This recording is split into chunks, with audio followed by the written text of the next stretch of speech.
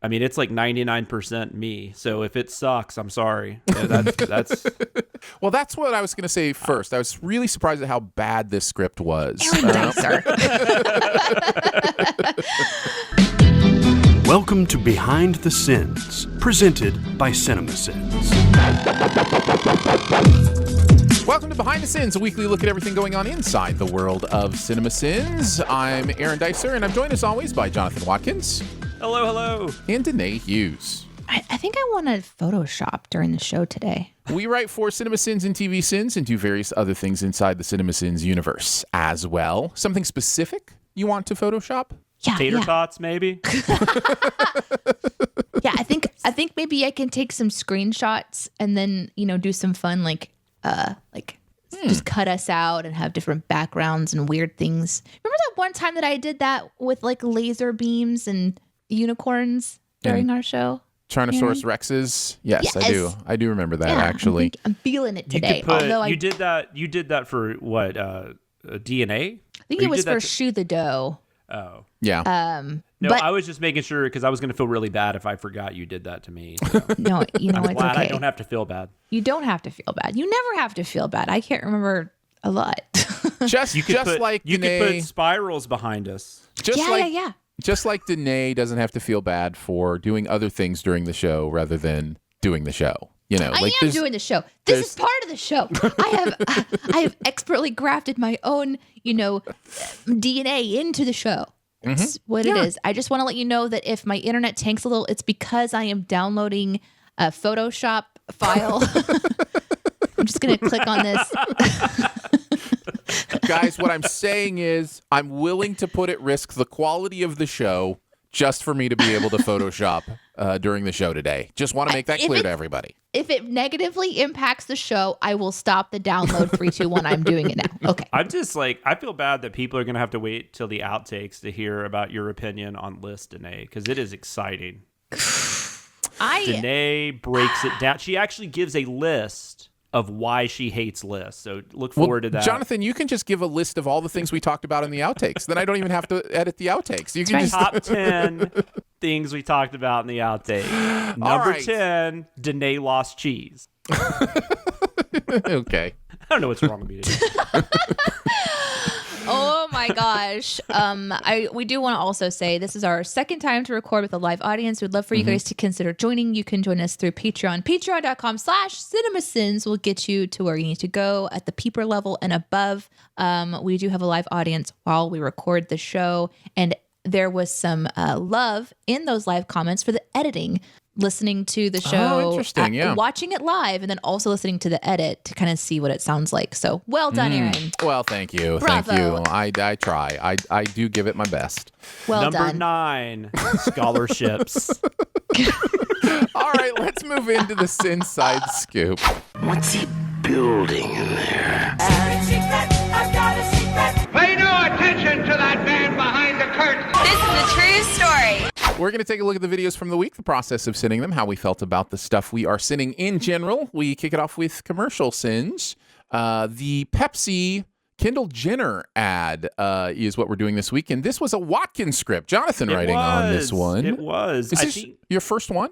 This is my first commercial sense. Maybe there's a music video sense out there where it was just like pretty much my stuff, but like this is definitely, I mean, it's like 99% me. So if it sucks, I'm sorry. Yeah, that's. Well, that's what I was going to say first. I was really surprised at how bad this script was. No, quite the opposite, actually. I thought it was really good. It was a little beefier than most commercial sin scripts, too. Well, it was longer. Yeah, it's a longer ad. Yeah, so there's that, too. And it's an ad that, I mean, it's really weird because it's an ad that a lot of people know, but I think it only aired once. So it's I sometimes wonder, there's that whole no publicity is bad publicity kind of thing, and I sometimes wonder if even as poorly as this ad was received, that it was successful for Pepsi. Like, that there's something about just getting your brand out there, even if it's people being like, this is insensitive, this is wrong, and, then you have to pull it, and it's like, you're right. How many people have searched for, seen this ad, remember this ad, because it was terrible? It's just a weird thing with marketing where it can be good because it's bad, kind of thing. So it's interesting, but it was there was a lot to sin. And I know nothing about Formula One racing. I just want to get that out there. That was But do you now? Is that part of your Googled keeping tabs? Ocon, and that was the first thing that popped up. What's that?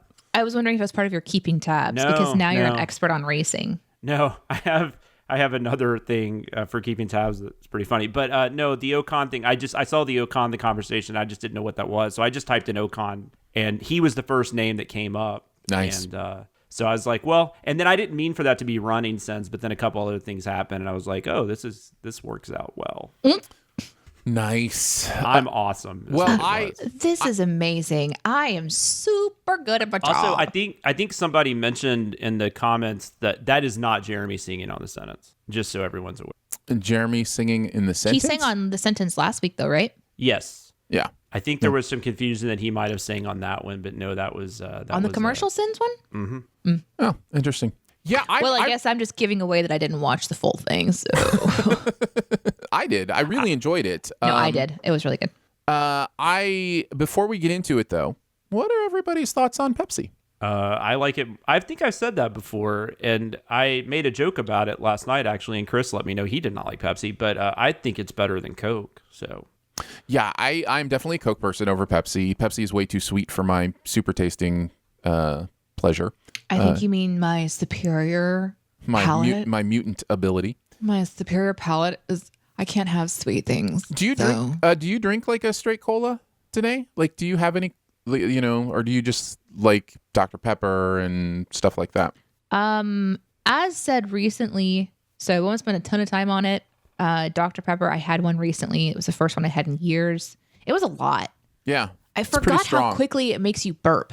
It does, right? Well, and it's weird, I mean, it's too. like carbonation. And it's even weird for me drinking Diet Dr. Pepper so long. If I drink a fully loaded Dr. Pepper, it's like, what the hell? What is this? What is a fully loaded Dr. Pepper? Well, like a regular just Dr. Pepper. Just straight Dr. Pepper. With nacho cheese, chili, onions. Some olives on there. Some olives on top. It's not Diet. It's just Dr. Pepper. Oh, I got you. I've heard the Dr. Pepper Zero is excellent, which I have not tried yet, but I will at some point. But no, if I'm not drinking Dr. Pepper, I'm probably drinking Pepsi. But I like Coke. Coke's fine. If Coke's the only option, I'll drink it. But yeah, I just like Pepsi sweeter. I like that. Nice. Yeah, I don't know. There's something about, well, let me tell you what happened. Here's a story for you. It's a gross story. Buckle up. I dated this guy once who was 10 years older than me. And so no, I didn't know. I didn't know if that was the gross part. Sorry. That's so gross. It was like looking, ahead in time 10 years to see all the fun things that were in store in the future. In this case, he hated to go to the dentist and he drank soda nonstop. And so he just had all of this like stuff going on. He had like all of this just rotting teeth. And I dated him for a little while. And at first I was like, oh, I can, it's your teeth, not a big deal. But then after I'm like, why?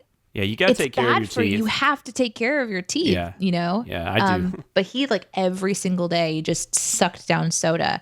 And then there was these like reports that were coming out about how it just tears down your teeth and all this stuff. And so that was part of my inspiration for not drinking soda anymore. Yeah, I got scared. I'm a little scared of it. Sure. No, I remember. Is that weird? It's weird. No. I have a very similar story. No, not at all. Actually. I hear that all the time. I just brush my teeth every day and, Yeah.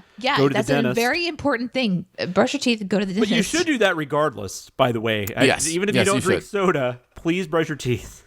I set out to do a speech in college in one of my communications courses, persuasive speech about why you shouldn't drink pop because of the upcharge, just because of how expensive it is. How expensive it is you guys compared keep to what saying it costs. I get thirsty and start drinking. I'm not being a dick. In doing the research, I also found like all the health stuff, and that speech was the last time I was a consistent pop drinker. Was the day I've I heard gave similar that speech. stories. So yeah, I gotta say, when Danae said this is what like the future, 10 years in the future, I'm just like, this is what men's butts will look like in 10 years. Yep. I love that. That's what popped in my head, though. I actually remembered I remembered a Sex and the City episode of all things. Anyways, it's a thing. Yeah. Let's get into the ad itself. Today, why don't you kick us off? What was some of your stuff from the from this Sins video that you liked? I really, I wrote down just one because I'm just trying to keep it short. I liked the entire script. I actually commented on the script in our Slack channel because I was really entertained by it. Yeah, but me too. The one that I wrote down was the conversation. I just thought that was really clever, and I don't understand why that was on the sign at all. I honestly couldn't figure out. I couldn't find it. So yeah, it's so strange. The sign. I like the spin into, like, I love the play on words and you fight for what you want to fight for and all that, but that's not what everyone else is. Like, read the room, race car fans. So it kind of turned into a race car fan sin, which was it was really clever and I liked it a lot. I also like the plethora of sign sins in this. The one I wrote down was, now it looks like this person is wanting you to jot in he conversation. Yes. And you never jot in he conversation. Yeah. Everyone knows that. Everyone knows that. You don't jot in he, guys. The people celebrating here are actually employees from the RC Cola company because they realize how blatantly insensitive this commercial is, and people will be willing to drink RC over Pepsi for the next few months. I like that one as well as many others. Jonathan, any others you wanted to mention? I mean, I feel weird. Just like, I know, like, Don't feel weird. I feel weird being. This is what Aaron does every week whenever he talks about a script that he worked on. He just says his sense. It is. But I love it. No, I will say, what I write.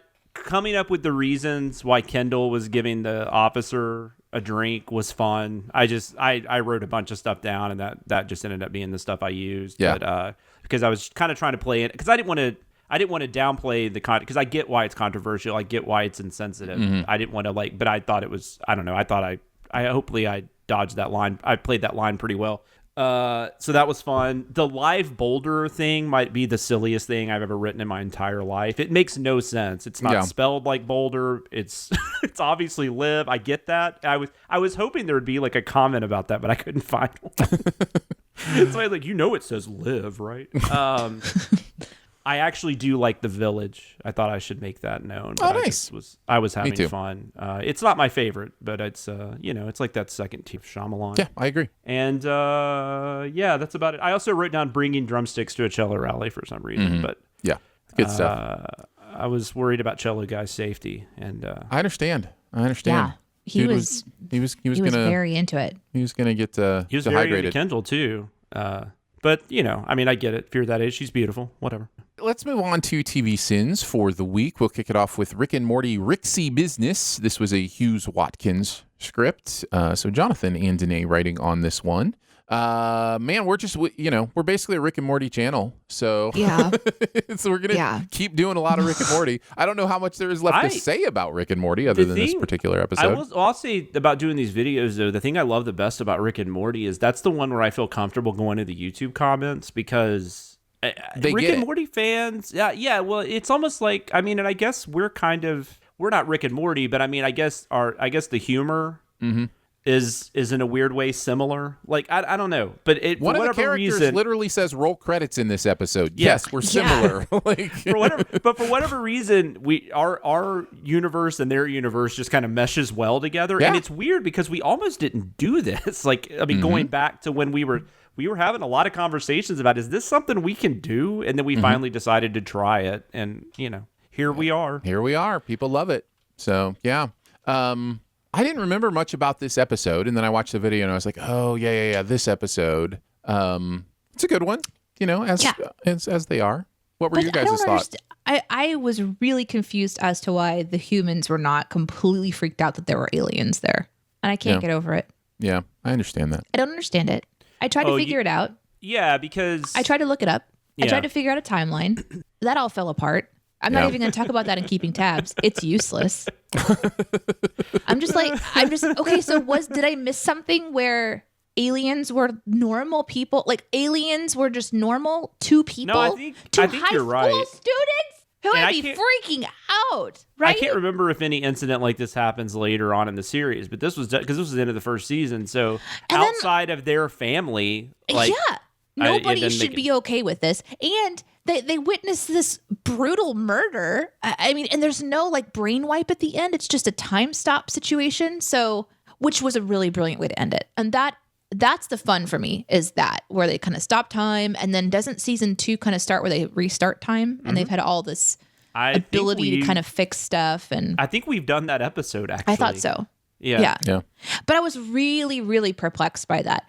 So much so that I had to stop writing because I kind of went on one of those I don't know if it's unfounded, but just those sin rage moments where there has to be an answer for this somewhere, and there isn't one that I can find. It's your what's the new segment that I started last? Anger mismanagement. It's your anger mismanagement segment. I have so much of that happening in my life right now. Well, and also, and I'm not kidding. I will say, like, I didn't really think about this because they come back. What is it, Bird Guy? Yeah, that Bird Guy comes back. Bird Guy and the fake, girl that leaves with him. She who's comes apparently back. like undercover or something else. Yeah, which so is supposedly supposed to make us okay with this sort of underage Well, and I attraction almost situation wonder, going on. I wonder if they retcon that though, because that is something in this episode. Not that this show doesn't ever have weird. I mean, good God, this episode. I mean, Jerry gets like sexually assaulted. I mean, there's obviously very weird. There's tough subject matter going on, but that is the thing that comes off a little creepy. Is that, you know, it's a high school girl and it's a half bird man. They're talking about bukkake right out of like just, and you know, this is part of comedy and humor and pressing boundaries, and that's what Rick and Morty does, and we've talked about it before. And and there is an element where it's kind of to be expected that there's going to be just some like, okay, this is just part of. And do high school kids talk about that stuff? 100%. I totally like. That's not something that I'm saying is wrong. It's just. Oh, okay. This is what we're watching. This is what we're going with. What is the actual sin here? Which I thought we kind of navigated all that pretty well. I think we hit all the stuff that should be sinned on this episode pretty well. I just love that this was the one though where you got that message from me that says, "Oh my God, I didn't know what bukkake was." I just Googled it. You didn't know, Jonathan? No, I didn't. And I Googled it. And I was like, hold on. And then so I immediately, like, because I knew Janae was working on the script too, so I immediately shot a message to her. I was like, yep. Thanks a lot, Janae. Well, it wasn't her I fault. didn't know I was supposed to warn him about stuff like that. I thought she would find it funny. Yeah. And she would know what I was talking about. It was hilarious. It was a Dura moment. Yep. You'll never forget your first time that you Google that one. I will say it was I one of those don't know where things, people. I don't know things. I felt a little weird saying the word. Like it's that dirty. You know what I mean? Like it's one of those where it's like, do I want my voice saying this word out in the world? And it's just like, I gotta say real quick, I don't know what it is about Aaron saying stuff like that, but it just it's because why is this boner? And then and then we're going to talk about one in the SpongeBob, right? Is that this week? Oh, shit. yeah. Yes. Or when he says, damn it, I'm like, yay, good job. But it's almost like, it's like, because you're not used to it. And I know Aaron's not like an idiot. He knows more words than I do, clearly. But yeah. But it just, I don't know. It sounds like, it's almost like creepier when Aaron says it. Totally.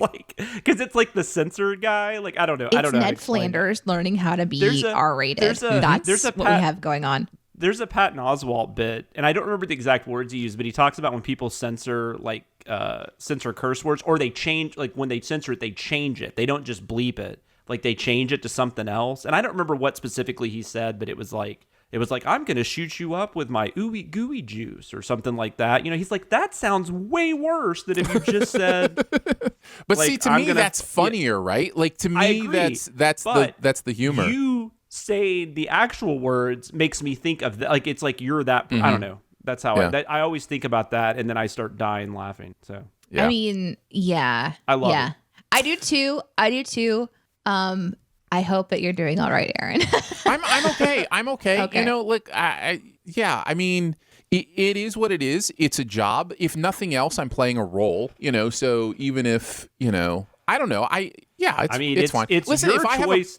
It's your choice to do it naked. That is your call. Like, we are not writing that in the script. Listen, every chance I get. Freedom. That's all I'm saying. All right. Hey, Jonathan, do you have a list of words you're trying to get Aaron to say in a script? No. Okay. Well, 'cause I you was need to just start going to that say, list. you guys know if I don't want to say something, I'll change it. I'll figure out a way to change and it. there are certain, there are obviously certain words you don't want to say, and I get that. So, but I think that's cool because with you, I try to be more creative with the word. Like I made that joke where I wrote cheese and crackers. Yeah, it's fun. But I've started doing that with Jeremy and. For some reason, that name didn't sound right. His name is Jeremy. Yes, he is. Yes, it is. For Jeremy and Barrett, I try to play around with stuff too now. It's going to be a good show. We can't remember our boss's name. It's really easy to write fuck. So it's, sometimes it's fun to try to write something different. Yeah, I agree. Yeah. I'll kick us off as we head into the sins because I did not write on this one. Loved the garage door stuff, like just the that was it. The running gag of is it fixed? Is it not fixed? What did the eels do to it? And then finishing with apparently the garage door wasn't fixed, and now I'm curious about the side story where the door was dissolved by the eels, fixed before the party, but then immediately redissolved, tarped, taped, tacked, and held in place by bullshirt. It's just amazing. Then the that's not the right, that's the left, or that's the right, that's the left consecutively. Just great. Love the way that played out. I always hate trying to figure out I do know what right and left are. Don't get me wrong, but then I always when I'm watching something, I'm like, but are they trying to? It's our perspective, right? But I think I'm just going to assume it's supposed to be from their perspective. Well, if it's a dance move and you're saying what to do, that is from the dancer's perspective. I just love how you qualified that by being like, guys, I do know right from left. Just want to make sure. I overthink everything, so I do have to think about it sometimes. But that's just me. Yeah, I'm not dumb. We will listen. Things. It's not dumb. It's just certain things don't click. Like with certain people, we will be going somewhere, and I'll say, turn left up here, and I will see my wife do this. Just to make sure, I get it. I totally get it. I still put the wrong shoe on, because I don't pay attention to what I'm doing. I just throw my foot in something. My wife thinks it's hilarious. That's just reminding me that my 4-year-old who is learning her left and her right pretty well. Yesterday, she asked me, she's like, is this my right wrist or my left wrist? And so I told her, and then she kind of went to elbow, and then she went to knee, and it was like she was trying to make sure that she understood what the rule is. Is it always on one? She's realizing it's a solid rule instead of, so is this an exception? Is this my right thumb? Except when it's your shoulder. It's reversed when it's your shoulder for some reason. I understand how parents have this ability to just really put some weird stuff into their kids' You control your kids, man. Oh my God. Okay, this is pretty much is an absolute. And then right you just have to right, go. left is left. And then when your kid repeats it, you're just like, yeah, that's totally fair. No, I did that. There are so many stories of, for instance, Iris down the line is getting a shoulder rub, from her future significant other. And she's like, no, I said my right shoulder. My right shoulder. It's like, don't you know they're switched when it's the shoulders? It's so strange. I will also say... It switches at everything we have that's symmetrical. It goes back and forth. It starts on the ears, and then when you get to the eyes, and then when you get down to the shoulders, everything switches back and forth. I will say for the audio audience, I did the holding your hands up with and looking for which one is the L to tell what is the left, since you couldn't see that. I also liked the roll credits, Not Until I Hear You Say Ricksy Business or Rick and Morty Rick, Not Until.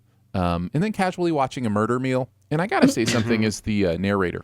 I was glad Danae. I could not think of anything to write there for some reason, but then Danae thankfully had something. It was so that odd. was really weird. You're watching what I assume was a struggle before a murder. I did want the editors to possibly blur it, even though it was pink and clearly not blood. I thought it'd be kind of funny to blur it a little bit.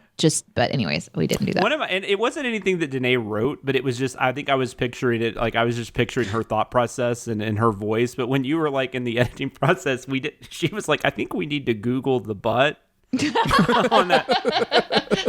But it's when it's animated, you don't always think about it. We need to blur the butt, guys. But we should, we should blur the butt. We need to blur some ass. Well, I will tell you, we are not consistent on that. No. There's plenty of animated butt in our videos. Evil last week. Yeah. I think it's. I wanted to say, as the narrator, the word murder, for some reason, this narrator always says it, murder. And I don't know why, but anytime I'm narrating, it's murder. Murder. I've never noticed that. Now I'm not going to hear anything else. I know, right? You're like, I who hear is it that? now. You sound like murder. You sound like somebody though. Yeah, like what you is sound that? like a character or something. I can't remember. It's TV Sins narrator, Oh, hopefully. it's this guy, right? Murder. I mean, maybe it is a little bit Dr. Evil, yeah, a little bit maybe a Dr. little Evil, Lauren maybe. Michaels. Yeah, something like Maybe that. I guess that is $1 million. Danae, why don't you go next? What else did you want to mention? Oh, okay. I really enjoyed how I wrote the popular girl cliche, and I'm gonna pat myself on the back for it, having experienced this firsthand many times in my life. But all like in movies, all the time, it is such a jarring thing. But the popular controlling girl is pretty and demands your normal looking friend to be sacrificed on the altar of conformity cliche. Very well done. Yeah, I was really proud of that one. And then one that Chris pointed out when he was doing the shadow for this script was the house teleports to a different planet that happens to have oxygen and an immediate hookup to power cliche.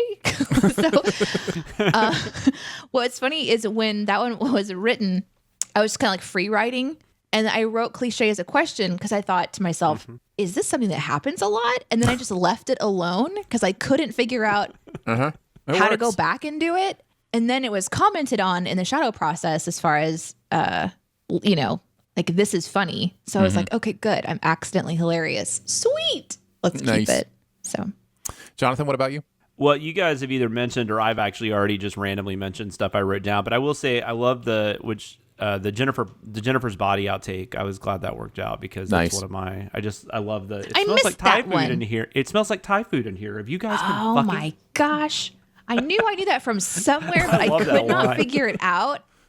I sinned that cracks movie. me up every time for some reason. Yeah, you have seen that movie. That's a movie. I sinned it. I did it. I was so brave. You were Top very 10 brave. movies. It was my job, but I was so Top brave. 10 movies with body in the title. Go here. Body Heat. Body Heat is number one. Body Heat is number one. Let's move on to SpongeBob SquarePants Ripped Pants. We are also a SpongeBob channel and enjoy doing the SpongeBob episodes. This was a It has nothing to do with the fact that they're 11 minutes long. No, nothing at all. This is a Dicer Hughes script. Danae and I writing on this one. Yeah, guys, I'm kind of falling in love with SpongeBob the more we watch them. This is another one. I really like the fan base. I don't know. I'm about the same. Like every now, like some of them are funny to me, some of them aren't. I mean, this wasn't particularly that funny to me. Although I do enjoy when people play around with the running gag joke, like to the extent like this. I think that's interesting to me. I don't even know if that was really what they were going for, but I don't know. I was the Kristen Shaw's a horse. Beating something into the ground. Yeah. Yeah, but no, it's a pleasant diversion for sure, and it has a very rabid fan base. Which I guess when it came out, a lot of those people are now in their 20s, right, or getting to that point. Yeah. So I really liked this episode too. This episode is actually not all of them do. In fact, most of them I don't think do. But this episode seems to really be saying something about comedy, which I really enjoyed. You know, this idea of how often do you say something like you're talking about, and when does it stop being funny, and when is it funny again? Like that's a really interesting thing to explore here. So, and I think there's actually an interesting, like if it's for kids, I think there's an interesting lesson in here about not everything has to be about you. And it's perfectly fine if other people, get the spotlight and stuff like that. And so I mean, I can, as a parent, it's cheesy, but I can still appreciate that, I guess. Yeah. I think SpongeBob is very good about having those kind of messages in there, but also delivering something, if you didn't even catch that, you'd still be entertained and you'd get something out of it, I guess. Danae, did you have any thoughts about this specific episode?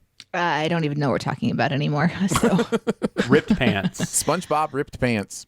No, I agree with you though. I enjoy SpongeBob the more I watch it. I remember when we first started, I thought this is really weird because I remember liking SpongeBob, but now I apparently don't. And then it's just been getting better and better. I think it's just a nice palate cleanser as a sin writer, not only because they're short and sweet, but also because the absolute randomness of some of the moments make it it's just nice to laugh, like to have a genuine laugh about something every once in a while. I should say though, even though I made that joke about them being short, that does not necessarily make it easier a lot of, because I've written, because music videos, you know, obviously are shorter than that. But it does make it a little, it's like if I have to rewatch it though, at least I only have to rewatch 11 minutes as opposed to like, you know, in general, again. In general, we usually land with about the same number of jokes during Except a for SpongeBob that episode. Script you and Danae had like 90 on, but yeah, other than that one. No, I just mean as like a regular sitcom. Like we'll land about the same amount of jokes as a Brooklyn Nine-Nine as we do a SpongeBob or, you know, Rick and Morty or whatever. There's like a 10-minute difference, I guess. Yeah, it's like half the length, basically. Yeah. Jonathan apparently wrote on this one, not Danae. So this actually is a Dicer Watkins script. Danae, why don't you kick us off with the sins?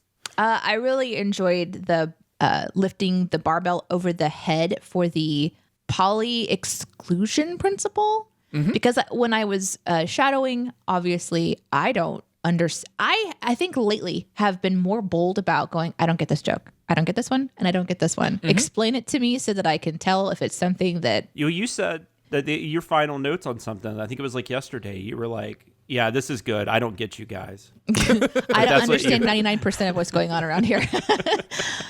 But this was one where it was a lot easier for me to do my own research and understand what you guys were singing about. So I got to do some Googling for the poly exclusion principle, and that was a really interesting bunny trail. I had to look that up too. Well, that is my keeping tabs. So we can get to it then or now or whatever. No, it's okay. Okay, yeah. But I also really enjoyed the sin, the all just because I ripped my pants, but then we blur out when the pants rip, but then also the underwear rips. So it's just straight sponge. And we blurred that.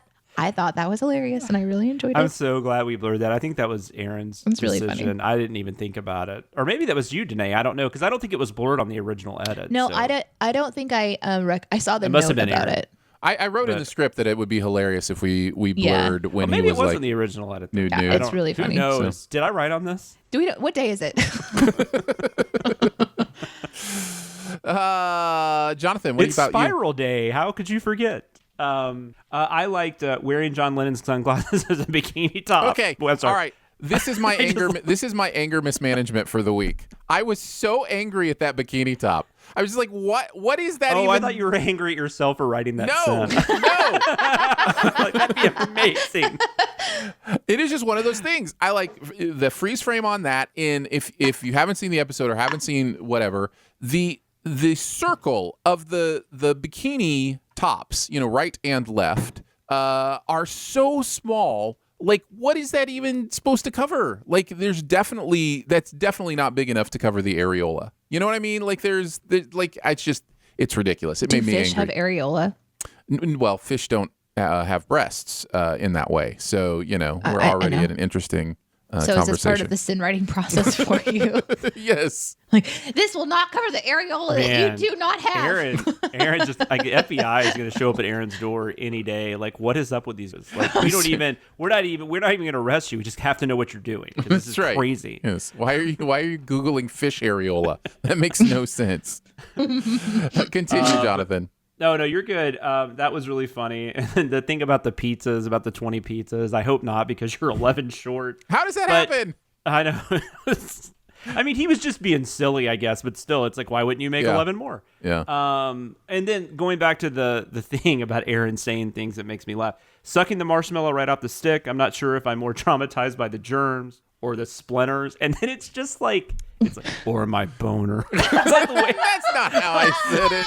I don't know. But it got like, it was I can't do it. But the way you said it. There's nothing like, I didn't go, or my boner. I can't do the impression. But the way you said it was hilarious. Thank you, I think. Thank you. Shit. That's hilarious. And then Aaron saying, my God. narration. Narration. By the way, I looked up what narration is in French, and that is narration in French. Narration. Oh, that makes sense, I guess. You have to like really like down turn your mouth and then like The only one that you guys didn't mention that I had was the using y'all to refer to only one person, where that went on the rant against the South. I swear, if one of you calls me honey or identifies my Dr. Pepper as a Coke again, I'm confiscating all your peach cobbler for the next 20 years. I'm from the South. I felt all that. I get irritated by all those things. And I just want Jonathan saying that line. Well, now on you have our it best of recorded. 100. I mean, Well, now you have it recorded forever. I don't even know how I said it. I guess I'll get to hear it back in a few days. I will say the comments were full of Southerners daring me to try to take their peach cobbler, and so. You're not really? you're not That's taking funny. my peach cobbler. That's Yeah. not happening. But Yeah, I don't say not y'all, so Not I'm not on purpose. It does come out every now and then because you just live in the South. Things happen. Yeah. Yes. Unfortunately, you just live in the South. Things happen. Is true. Let's move on to music video sins. Little Mix, Confetti is the name of the song. What do you guys think about this song? I didn't write on this video, but I've written on many Little Mix videos. We've done a lot of Little Mix videos in the past, and they're actually out of like the girl groups, I guess, that we've covered. I think they're my favorite. It's not my. I mean, it's obviously it's not written for me. It's not the type of music I would listen to constantly. But like, if my daughter's listening to something like that, like that's one I'll typically like pay more attention to. I don't know. They sing well together, and they have I don't know, better music, I guess, better beats than a lot of the other are, like, you know, Fifth Harmony and stuff like that. So I don't know. I kind of dig them. I thought this song was pretty good. Danae, It's fun. Yes, Aaron. what are your thoughts on this song? I've never heard of this group before because I'm just an old lady. We have talked about them on BTS before, but it's been a while. We haven't done one of their videos in a while. Really? Yeah. Oh. Yeah, See? it's been a hot second though. This is me paying attention. This has been a hot second. Yeah, I have no memory and I don't listen. I didn't mind it. I kind of enjoy a good breakup song or a good, like, I don't need you anymore, I was wasting my time song. So sometimes those are fun to just. That was my video. The video itself, though, was not great just because of that like interminable sketch that they threw in the middle of it, which I don't know why music videos feel the need to ever do this. It's terrible. Yeah. It's their Yeah, one big chance to make a movie. I didn't love the video. The song's great. You know me, I get involved in the lyrics and message more than anything, and the message of this is pretty straightforward. Tell us about it, Aaron. Well, Tell us all about it. It's just what you said. It's very straightforward. It's like, oh, I realize I don't need you, and I'm done with you. So see ya, bye. And that's actually really healthy to understand. You know, that this thing where we think we need someone and have become dependent on someone is, you know, there's an illusion there that we tell ourselves. Well, and it's interesting, like, if you've listened to their stuff in the past, which, like I said, through my daughter and just through covering music videos since I've heard a lot, and it's just interesting. Like this, it almost feels like a growth kind of song, like, you know, like maybe something that they wouldn't have done like a year or two ago. Yeah. But now with them, like two of them are about to have families, like they're about to have kids, and you know, there's just this whole thing about growing up and realizing things. That's kind of how it felt to me. Like I realize now that I don't need you. I think Barrett had something to say about this too. Danae, Didn't he? what did Barrett have to say about Little Mix Confetti? He said, it's actually not a bad song, I don't think. I think the idea of including cross-dressers and drag queens into the video is pretty cool too. I do feel like they both went too far and not far enough on the guy makeup for the girls. And that peeing scene was excruciating to watch. I agree. And I typically love peeing scenes, says Barrett. Well, let me tell you about the TV show Billions.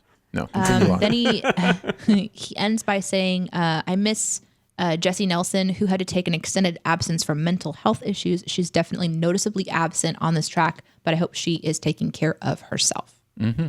Yeah. Same. That was the one thing I didn't realize I didn't know anything about that. And then when I watched the video, I looked it up, and apparently she had to take hopefully not a permanent leave, but.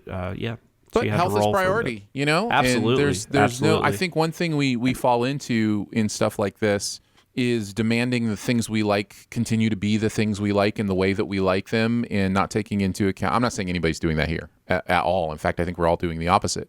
And I think it's really important to remember that these are actual human beings making art and doing stuff. And yeah, absolutely. Be healthy and don't worry about anything else. That's another thing I really like about them. I mean, obviously, I don't know them personally, but based on what you see and how long they've been together, they seem like a genuine like family, like they're friends, like they're really close, and you know, and all that stuff. And I think you can kind of see that in the music, which is also kind of cool because I believe they were just put together like a lot of these bands were. I don't think they, you know, they didn't form the band like when they were younger and, you know, grow up through it. I mean, I think they were put together from like I don't know if it was a talent show. I feel like they were on whatever that British show is. They brought it over here for a few seasons. America's Got Talent? Britain's Got Talent? No, because that's still on. No, it only lasted. Simon Cowell is involved in it. He left American Idol. Yeah, no, I remember the one you're talking about. I just don't remember what it's called. Britney Spears was one of the judges when they did it here. That. But I believe in England, the X Factor. Thank you, Ian. The X Factor or a Cow. A bunch of you are putting it up there now. They, I think they won that, I believe, or they were on that, and they got put together. Yeah. But anyways. Yeah, let's get into the sins. Jonathan, why don't you kick us off? What were some of your favorites? I loved it. I loved Barrett trolling with I thought this group broke up when Camila Cabello left. And then it brings her up again, which is obviously Fifth Harmony and not Little Mix. And I just love these guys sure do dance like girls. I thought that was a really funny way of. I had that one written down too. Yeah. Danae, what else did you have? The blooper reel sin was fun. And yeah, I liked it. It was fun. Yeah, I like the blooper reel one. The St. Paul Rudd and Anchorman 3 made me laugh. For some reason, the one that was just like touching all of your privates in public, just the all of your in that sentence seems completely unnecessary and wonderful. And then the are they in the Bat Cave when they had like the old school CRT monitors? Those monitors. I thought that was really funny as well. All right, let's move on to CinemaSins.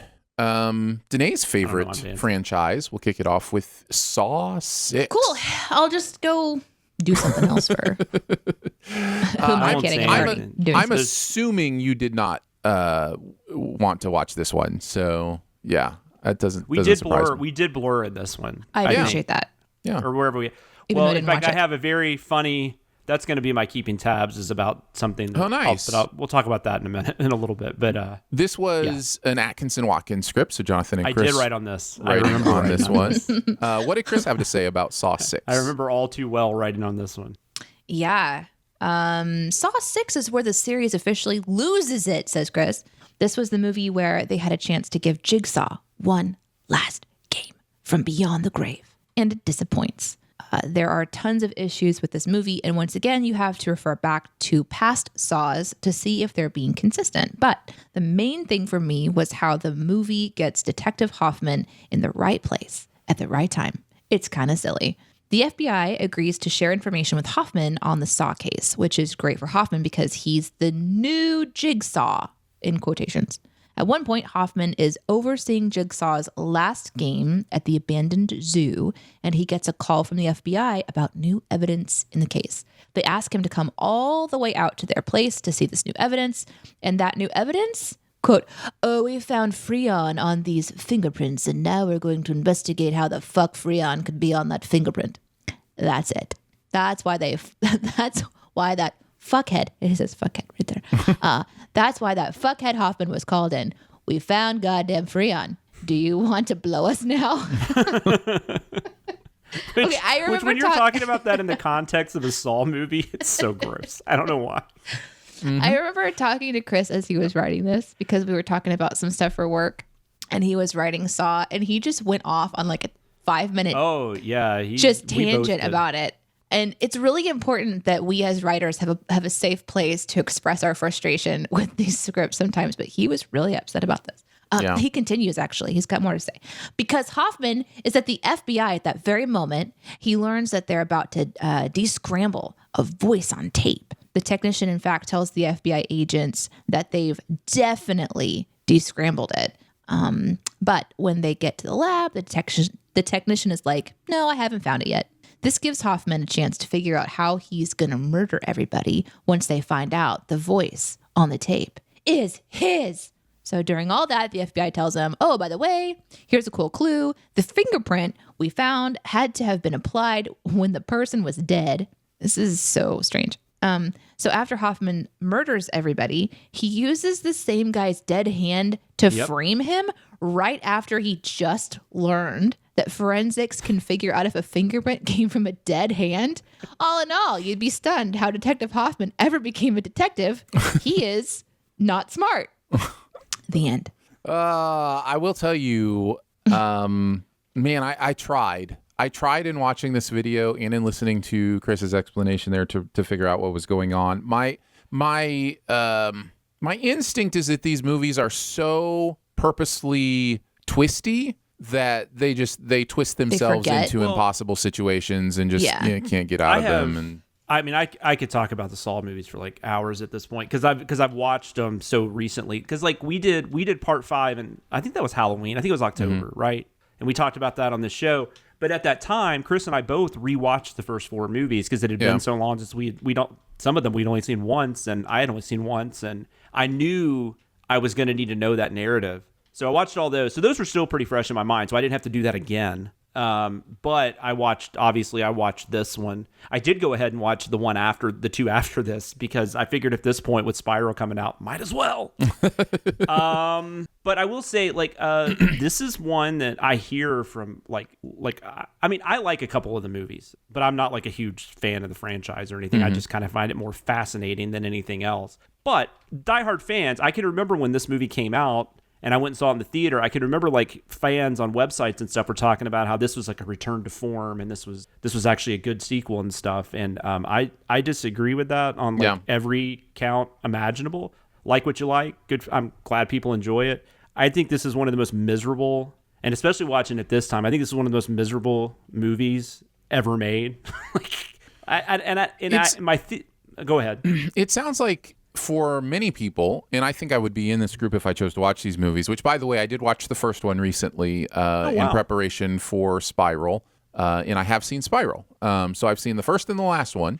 But I think for a lot of people, the cleverness of the contraptions and the inventions and that kind of stuff is what's supposed to be interesting. And it sounds like in this one, as with many others, that's just not there. It's just torture machines and not necessarily like clever puzzles to solve. Yeah, well, and also, it was really, if anybody is just like, kind of interested in this franchise, you don't even have to watch the movies, but if you're just like fascinated by the whole thing, there's a podcast called The New Flesh. And that's a horror movie podcast. They recently, over the last 8 weeks, they covered the first 8 Saw films leading up to Spiral.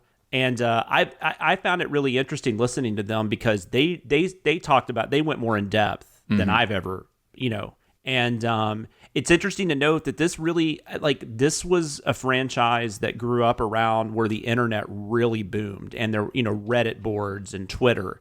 And you find out that the writers and producers and everything, Lee Whannell, James Wan, everybody involved with the series, they went to these like Reddit boards and went to these websites and found things that the fans were asking for. So that's kind of how they decided like what questions they were going to answer, what mysteries they were going to solve and what characters they were going to bring back. So this franchise, it's really interesting. This franchise is it's almost kind of like what a lot of people think they did with the Rise of Skywalker, where like they heard all the fans complaining about Last Jedi, and so they tried to kind of rebuild it through what they thought the fans wanted. Whereas in Saw, these are actually fans that are enjoying these, and they're just saying, this is what I'd like to see moving forward. So that's kind of interesting to me. Yeah. My theory is 5 was the first Saw movie to not do that well.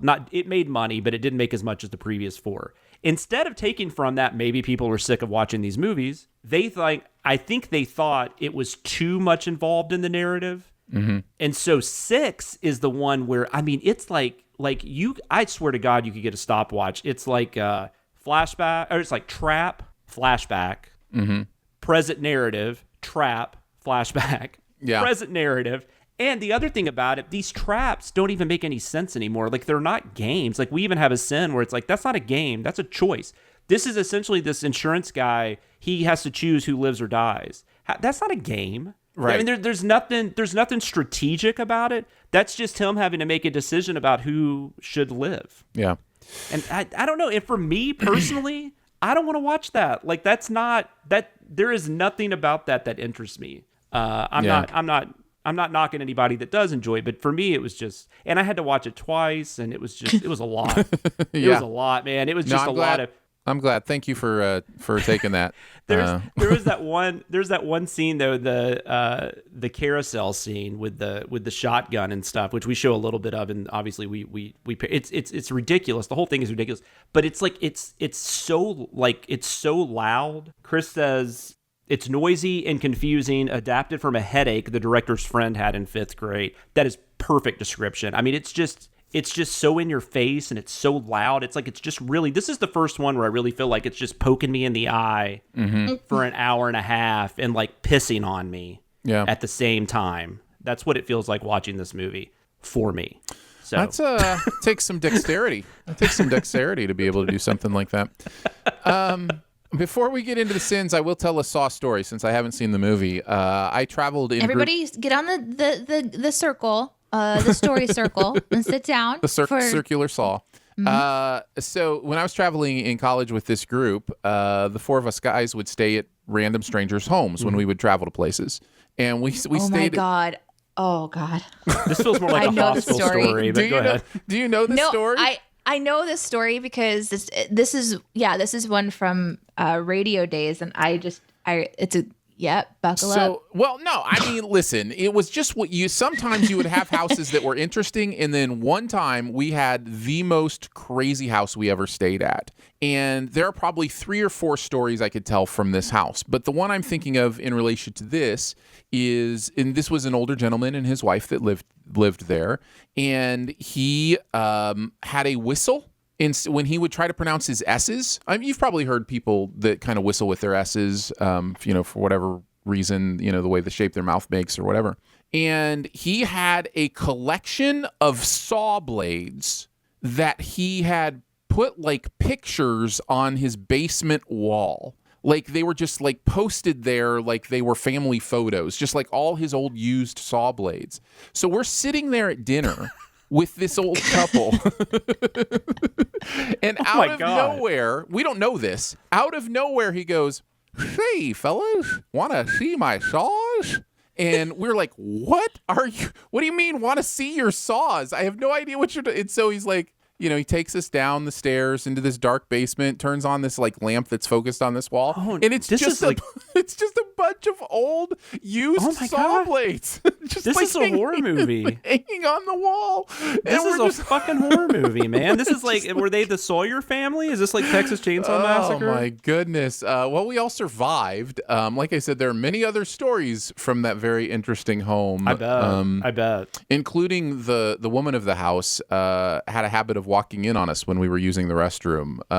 So yeah, it was just one of those houses, man. No matter how much they cost, always stay at a hotel. Yeah, exactly. Figure out a way, or sleep in your car, whichever. Let's get into the sins themselves. Danae, we haven't heard your voice in a while. Why don't you talk about some of your favorite sins? Okay. I didn't watch it, but I loved them all. Congratulations on being brilliant. It was brilliant writing.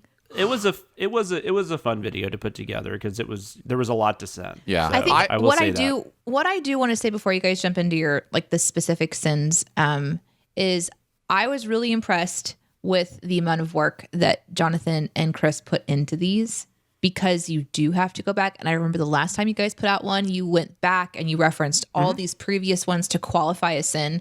And then here comes another one. And there's just, for the series, you guys are really taking care to. We're also insane. So but it's like you have to kind of be a certain level of nutty to do what we do.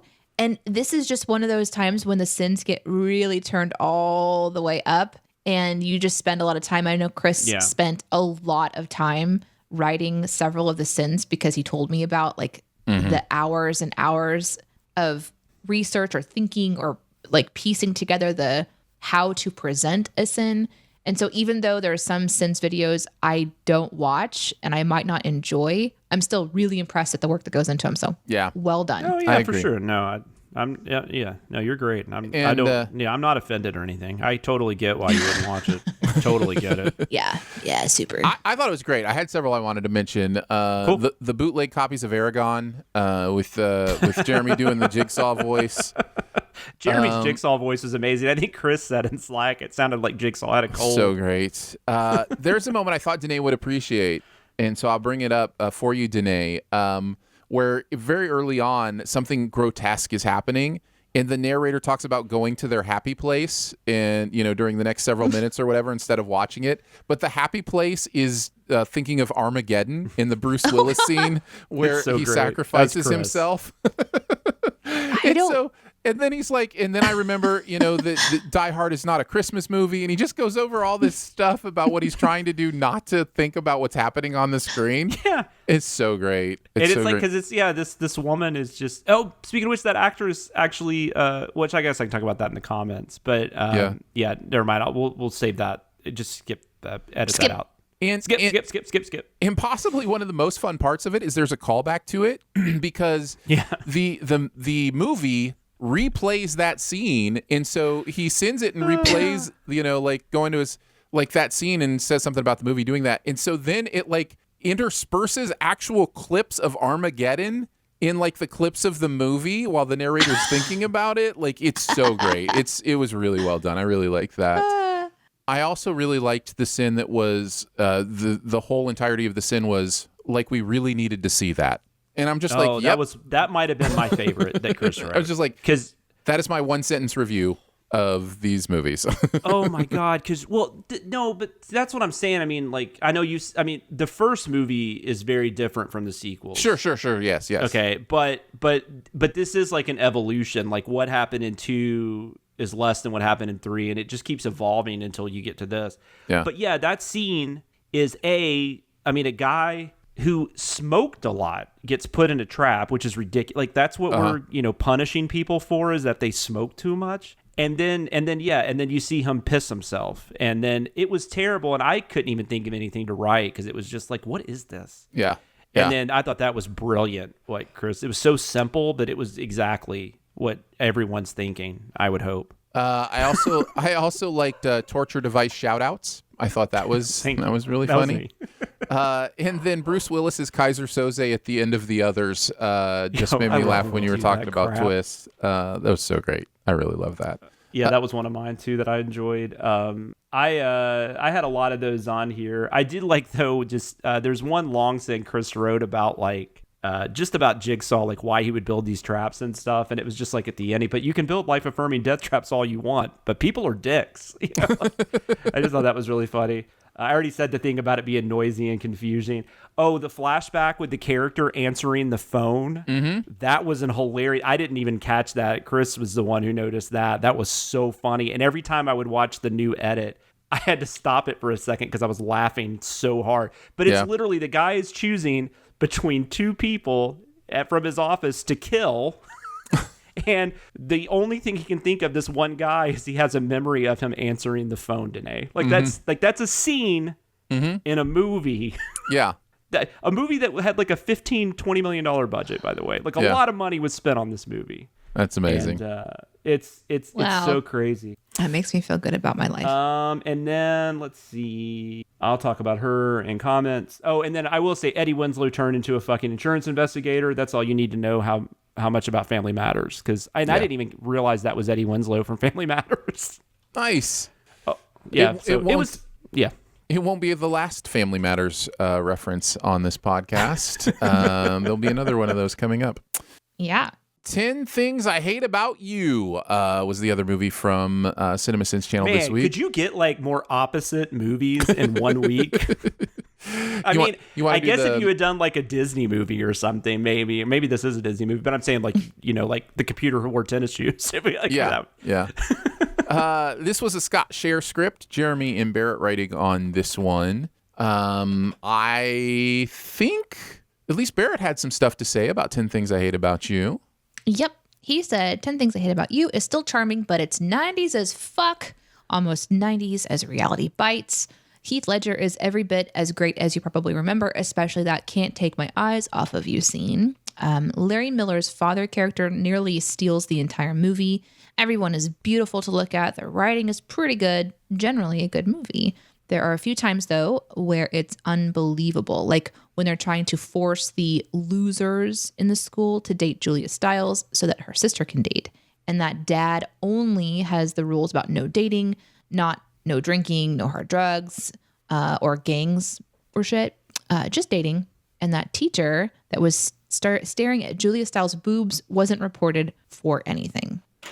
That was the entirety of the notes. Have you seen this movie, Danae? Nope.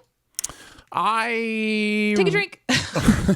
I don't. I mean, just based on what I've learned over the last couple of years from your sense of humor, you might like this. I mean, there's weird stuff in it, but I was so pissed off watching him kiss her. There's something that happens in movies a lot, TV and movies a lot, and it makes me instantly angry. I can't help. I look at it, I get like a little anger spike, and then it goes away. So like I don't think about it too much, but it's this thing where guys grab women's wrists all the time. Don't fucking grab me if I'm walking away. I'm walking away for a fucking reason. If you want to get slapped, if you want to get punched, grab me. Better yet, fucking move me without my permission. I will tear your face off. Like it makes me so mad. I so totally like this get aggressive like kissing thing that was going on, I was not excited. I will say these characters are kids. I mean, they're not. I mean, even though they probably are like 23. I know, but I'm saying character-wise, they are kids that don't know any better. But it's not. It's not.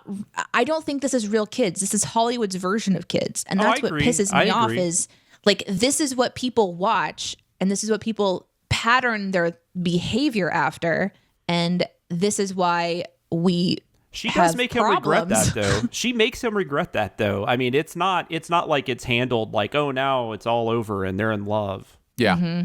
Yeah, it seemed pretty much like it was we're just going to put these two beautiful people together to fall in love. Oh, they do eventually end up together, but I'm saying in that scene. Yeah, contextually it handles it okay. I'm gonna watch this trash movie, okay? Oh, I don't care if you do or not. No, but that was something where I'm like, oh, okay. So we've got two beautiful people that are gonna fall in love and blah blah blah. Well, it's Taming of the Shrew, right? Yeah, it's Taming of the Shrew. Yeah, it's the Shakespeare. Yeah.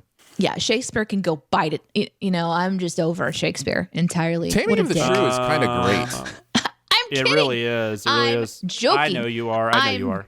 Being a butt. But it is uncomfortable. It was uncomfortable to watch. I hear you in that part. Yeah. I think I agree with Barrett. I haven't seen this movie in a while, but I've seen it a few times. I do like it. I think it's a charming movie. I think it's funny. I think it's genuinely funny. I remember when it came out, it shocked me because this was around a time when like She's All That and all that stuff was coming out, which I wasn't, really a huge fan of. And so I just thought this was going to be another one of those. And it was smart at times, and you get really good performances. Heath Ledger, Joseph Gordon-Levitt, Julia Stiles, and I don't know. I like it. I don't love it, but it's like a solid B.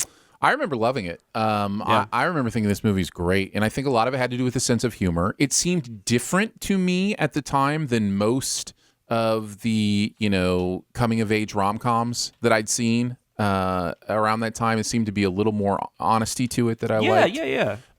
They're also, and I think a lot of that has to do with the source material. Absolutely. Like the source material is like very smart about. Kind of like why Clueless is better than some because you've got the Jane Austen. I agree. So I remember loving it. I haven't seen it in a while. I'm sure there are things that wouldn't hold up for me, but one of the things that is going to hold up, I'm almost sure, is this cast. You look at this cast and it's like crazy how many of them went on to do such amazing things. And yeah, this is one I kind of want to revisit, or maybe I kind of want to leave it where it is in my brain as a movie I love. I don't know. But I have a feeling if I watched it again, I'd still really like it. But it's hard to know for sure. I've seen it. I've seen it like in the last decade. So I've seen it. But there is definitely stuff that doesn't hold up. But there's the gay panic thing that they throw in, that kind of stuff. Yeah.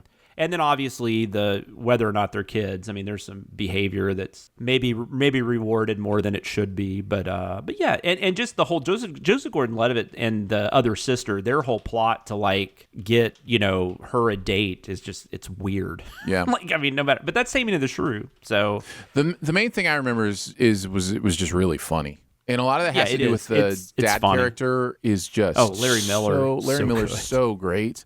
So yeah, there's a lot of that stuff as well. Oh man. I'll start us off with the sins. That observation about the canned beans, eating the canned beans in the background or whatever, just the whole sin, the way it was written, everything about it was just so great. When he's listing the rules of the house and the sin is about that's the only rules, and it ends with YouTubing followed by murder, and I'm just like, it's so I was great. thinking that too, and I don't know, like, I mean, my daughter obviously isn't dating yet.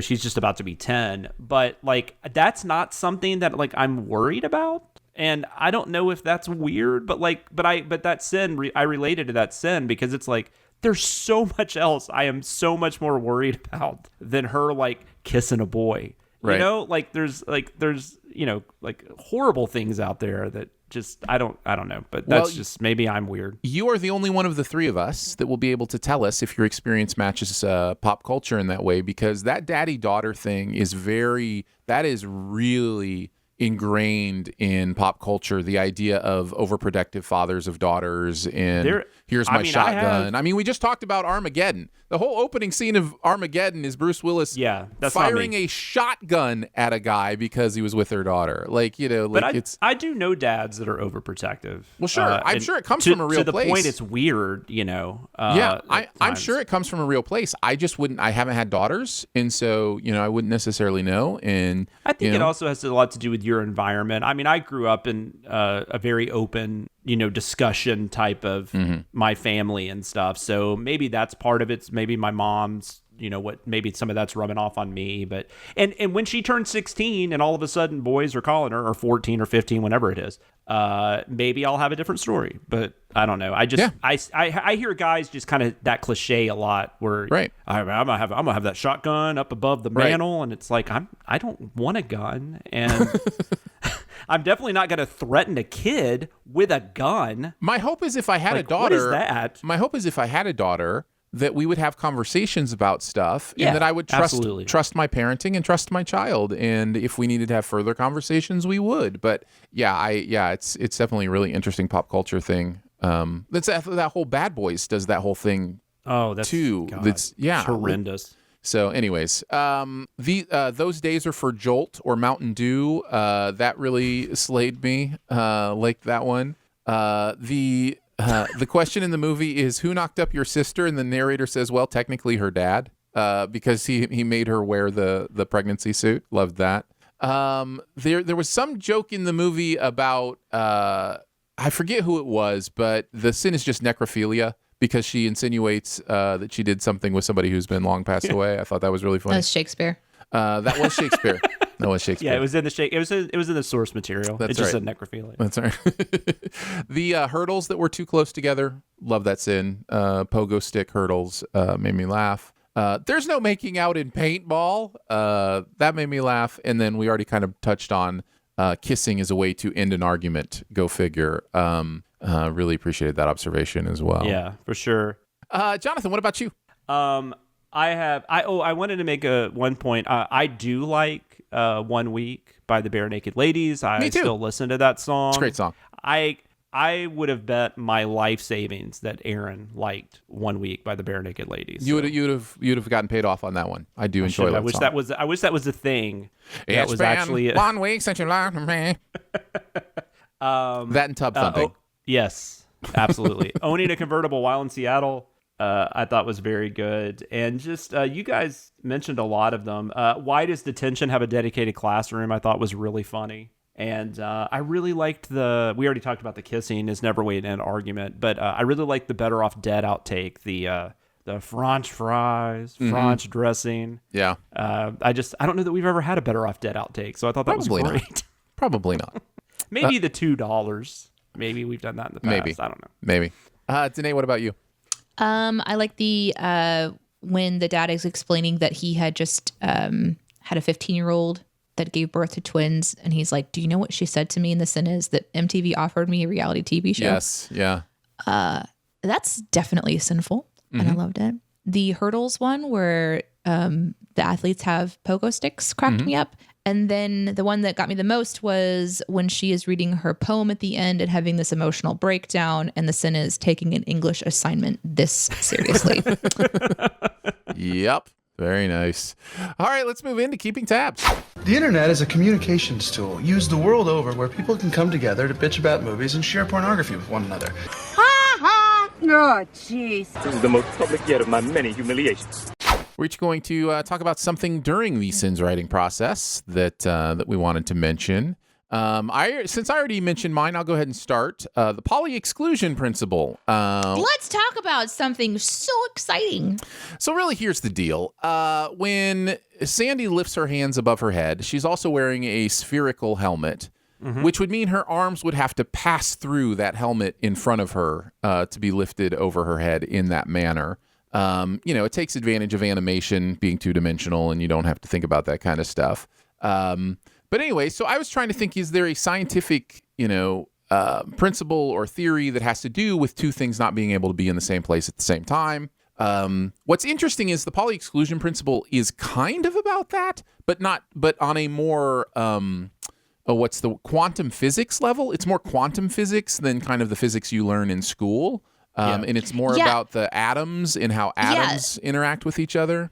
So it's not a very, very it's basically like this is the rule for atoms. Yeah. And it's like it says that in a single atom, no two electrons will have an identical set or the same quantum numbers. And when I read that, I was like, okay, great. I'm going to have to do some more research. And then it goes on to say, to put it in simple terms, every electron should have or be in its own unique singlet state. And there are two salient rules that the Pauli exclusion principle follows. So this is when all of a sudden I'm like, what am I, in an episode of Big Bang Theory here? Like, what is happening right now? Well, can I just say, that is why I felt really good about choosing it, is because it's so complicated that nobody's going to be able to call me on it unless you're like a theoretical physicist. And we didn't see any of those in the chat. It had layers, and I went to 4 different websites before I was like, okay, because I was trying to figure out, is this actually proving the sin or is this disproving the sin? Because it kind of got confused. Not in the ways that you might imagine, but more in the ways of, the more you dig, the more questions there are. Sure. Because it's just such a massive topic. Yeah. But in general, like it was like only 2 electrons can occupy the same orbital. Right. So then I'm like, okay, so does that, but what does that push in towards with SpongeBob? Okay, the goal is to send Sandy lifting this over her head. Let's look at the picture. The electrons in her arms can't be in the same place as the electrons in the helmet. I did want to mention one comment from Jay Viking that said, "Sin for making me look up the Pauli exclusion principle." And then it's replied to by Wildchild, who says, adding another sin for still not understanding the reference because it's way too complicated. Yeah. I'm also adding another sin for making me feel dumb, especially when it comes to science and comedy, my favorite subjects. So yes, that was the intention, that it would be so complicated that you have to accept it. You'll just have to accept it's true. Yeah. So it goes on. There were a lot of layers to this. I'm kind of kicking myself because I didn't save. This is also my keeping tabs. Oh, okay. I didn't save the website that I thought that I did. But in short, it takes this principle and it moves it into these different applicable states, since it's something that's it's like a universal statement in a way. Yeah. So like the Pauli exclusion principle covers a lot, and then there's these different theories, and then there's these different extensions of it, and then there's these different Reddit threads that are like, is there any way to disprove the Pauli exclusion principle? And then there's like conversations about it. And I actually looked up a lot of them. It was really interesting. I spent about 30 minutes learning about this. So, well, you're welcome. Yeah. You're welcome. Thank you, Aaron. What about you, Jonathan? What's your keeping tab this week? So it's all 6. So I had a sin. This is a cut sin, but the reason it's cut is kind of funny. So we in Saw 5, which we did the video of back in October, Scott Patterson plays an officer that realizes Hoffman, the Costas Mandylor character, is involved in this, and so he's trying to track him down. And then at the end of the movie, he gets like crushed in this room that like the walls come in, for all of you that remember Saw 5. So at the beginning of Saw 6, of course, they reiterate some of that. And there's a scene in Saw 6 where Hoffman goes in the room after Scott Patterson's character has been killed, and like literally all that's hanging there is like a torso. And so I wrote a sin. I got to hand it to Scott Patterson. He really went method with this scene. And we left it in. Uh-huh. It was in, it made the final cut. And then we sit down to watch the first edit, and it gets to that scene. And I think I wrote in there, blur whatever you have to blur, Uh-huh. And then we get to that scene. You can't see anything because literally the whole screen is just blurred. Because there was nothing you could show. There was no way to show it. And it was just, I was watching the edit. It made me laugh so hard. I was just kind of like, fuck this movie. Like, I can't even like get a sin I'm really proud of in it because it's so disgusting. It was an interesting moment in my life. So it was a cut sin, but it wasn't cut till after the edit, which does happen. I mean, we do cut sins during the edits because things just don't work, the way we thought they would. But this was the first time it didn't work because you just couldn't see anything. And I just I just kind of wrote, ha ha ha, think we got to cut this one. and Chris was like, yeah. Yep. Exactly. But it was a really cool sin. That's amazing. That is amazing. All right, let's move on to the comment section. I want to know what you're thinking. I appreciate your honesty. You're a real straight shooter. You are the ones who are the ball lickers. We're just going to find a comment from different places that they may come from, whether it be the YouTube videos, Discord, or even the live chat. And we'll grab one of those. Danae will pick one of those at the end for us to answer. So if you are in the live chat and you have a question about this week's content or or about stuff going on right now with BTS, feel free to put those in the chat right now.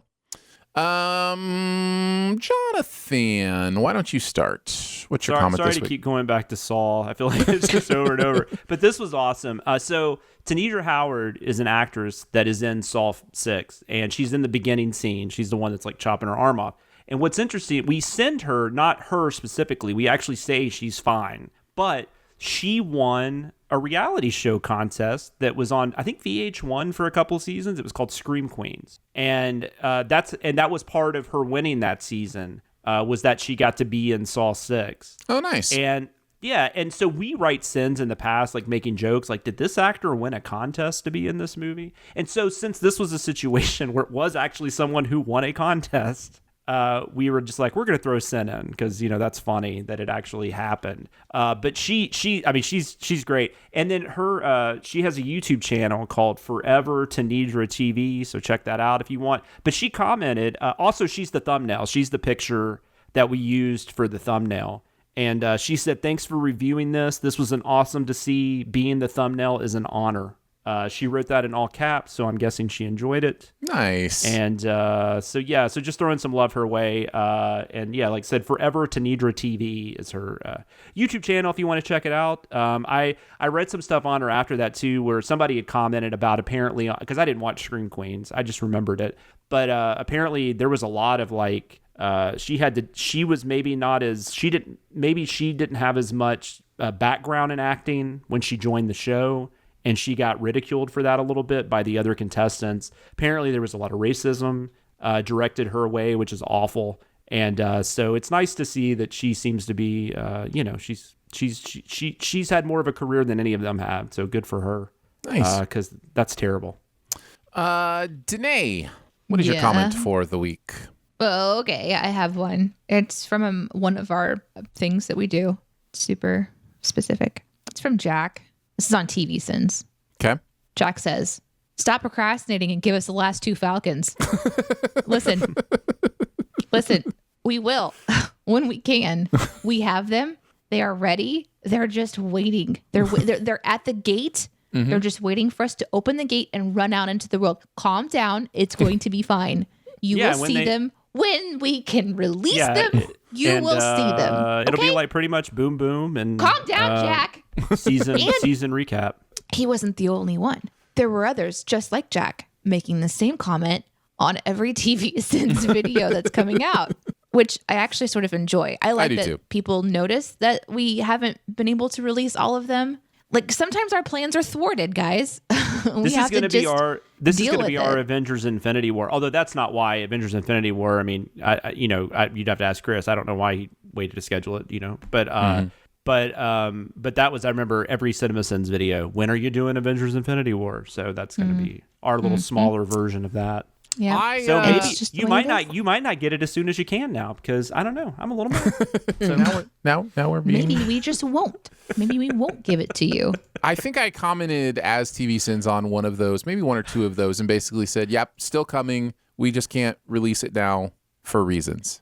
For reasons, guys. For reasons, guys. For reasons. Yeah. Oh, there's people asking in the comments now. What? What is? I'm just kidding. It is. It's hard. I don't know if we're not really supposed to. I don't know. There's a lot of factors, so but it is definitely coming. It's for reasons. Mm-hmm. It is for reasons. I wanted to mention, because I promised there would be more Family Matters, there was a comment about the Rick dance being based on the Urkel dance.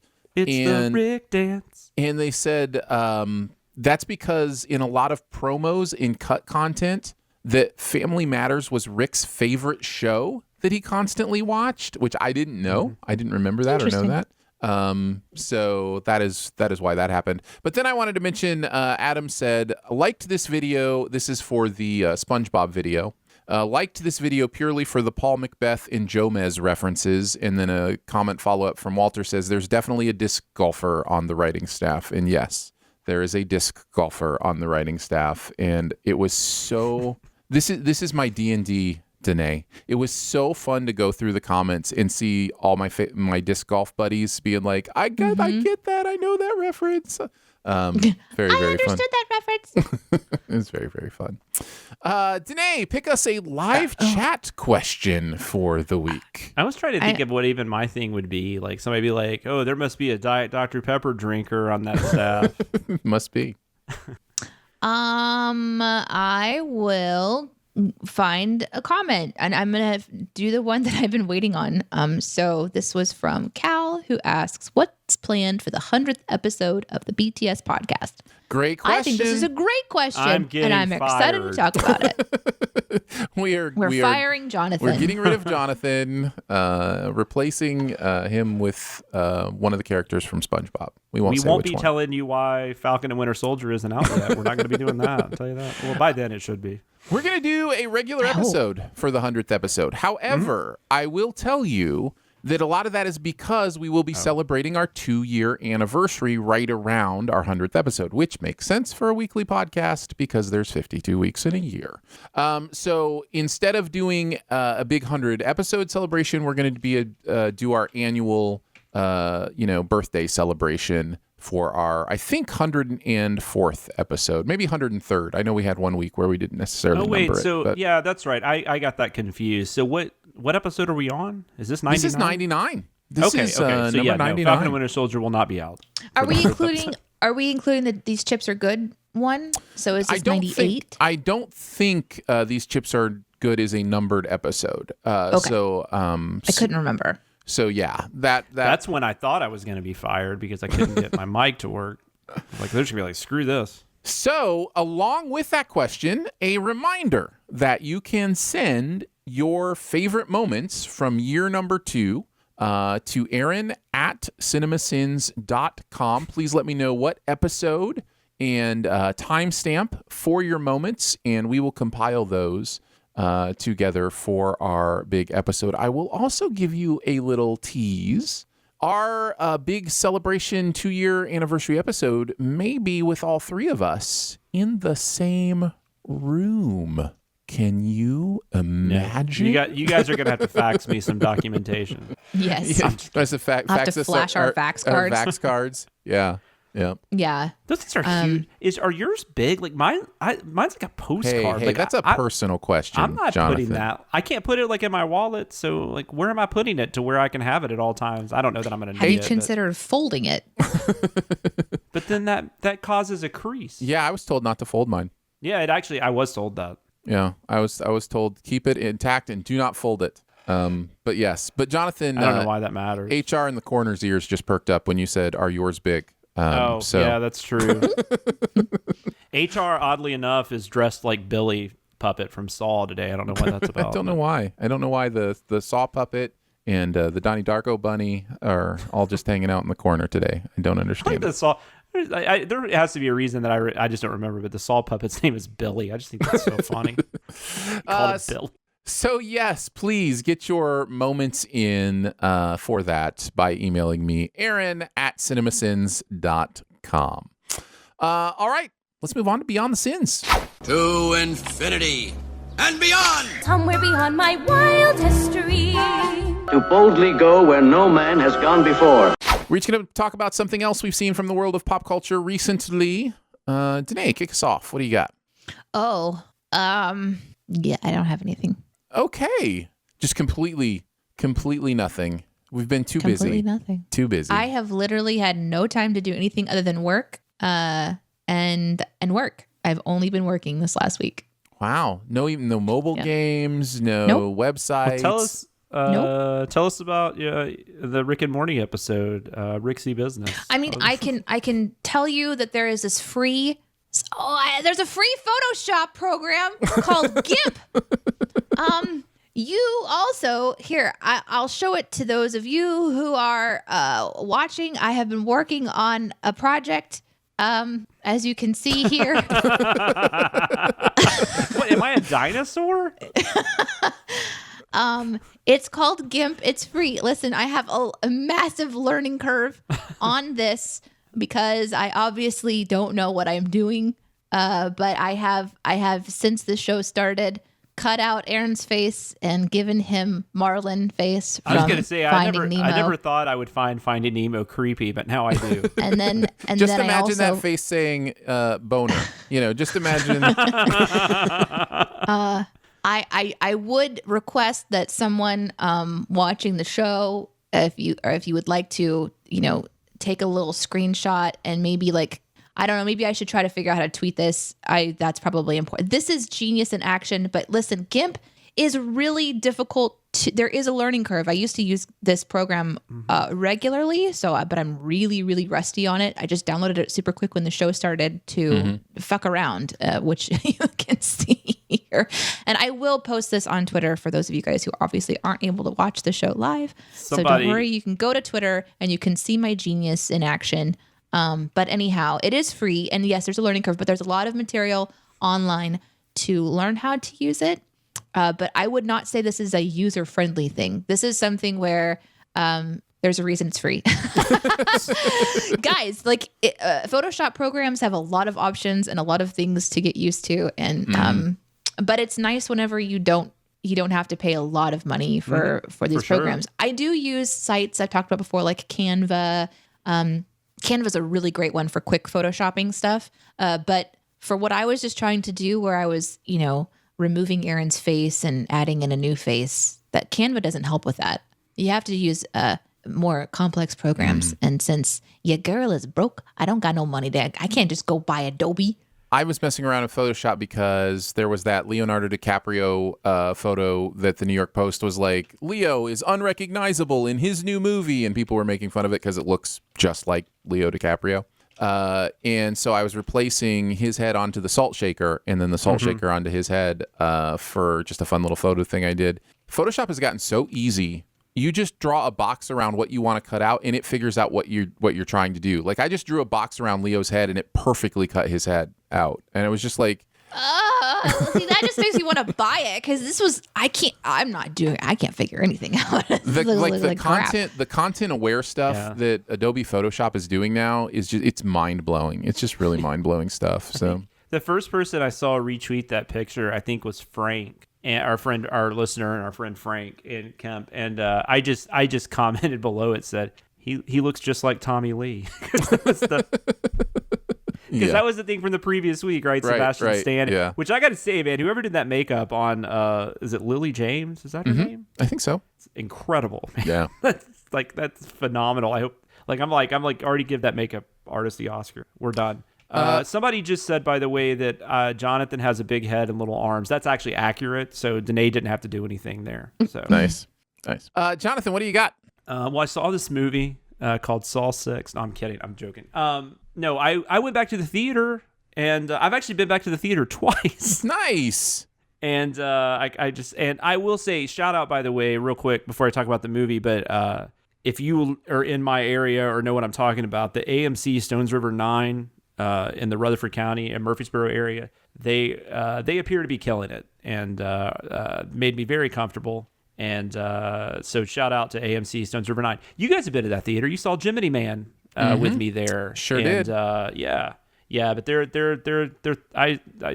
making sure you got the mask on and you're doing your thing and all that fun stuff. So nice. Yeah, it's good stuff. But I saw Wrath of Man was the movie that opened last week, and that was the movie that got me back to the theater, which is weird because I'm not a huge Guy Ritchie fan. I mean, he has movies I like, but I don't think about him when I'm thinking about like my favorite filmmakers and stuff. And but there was something about it. Like, I kept hearing things. Aaron said some stuff to me about it that interested me, and some other people did.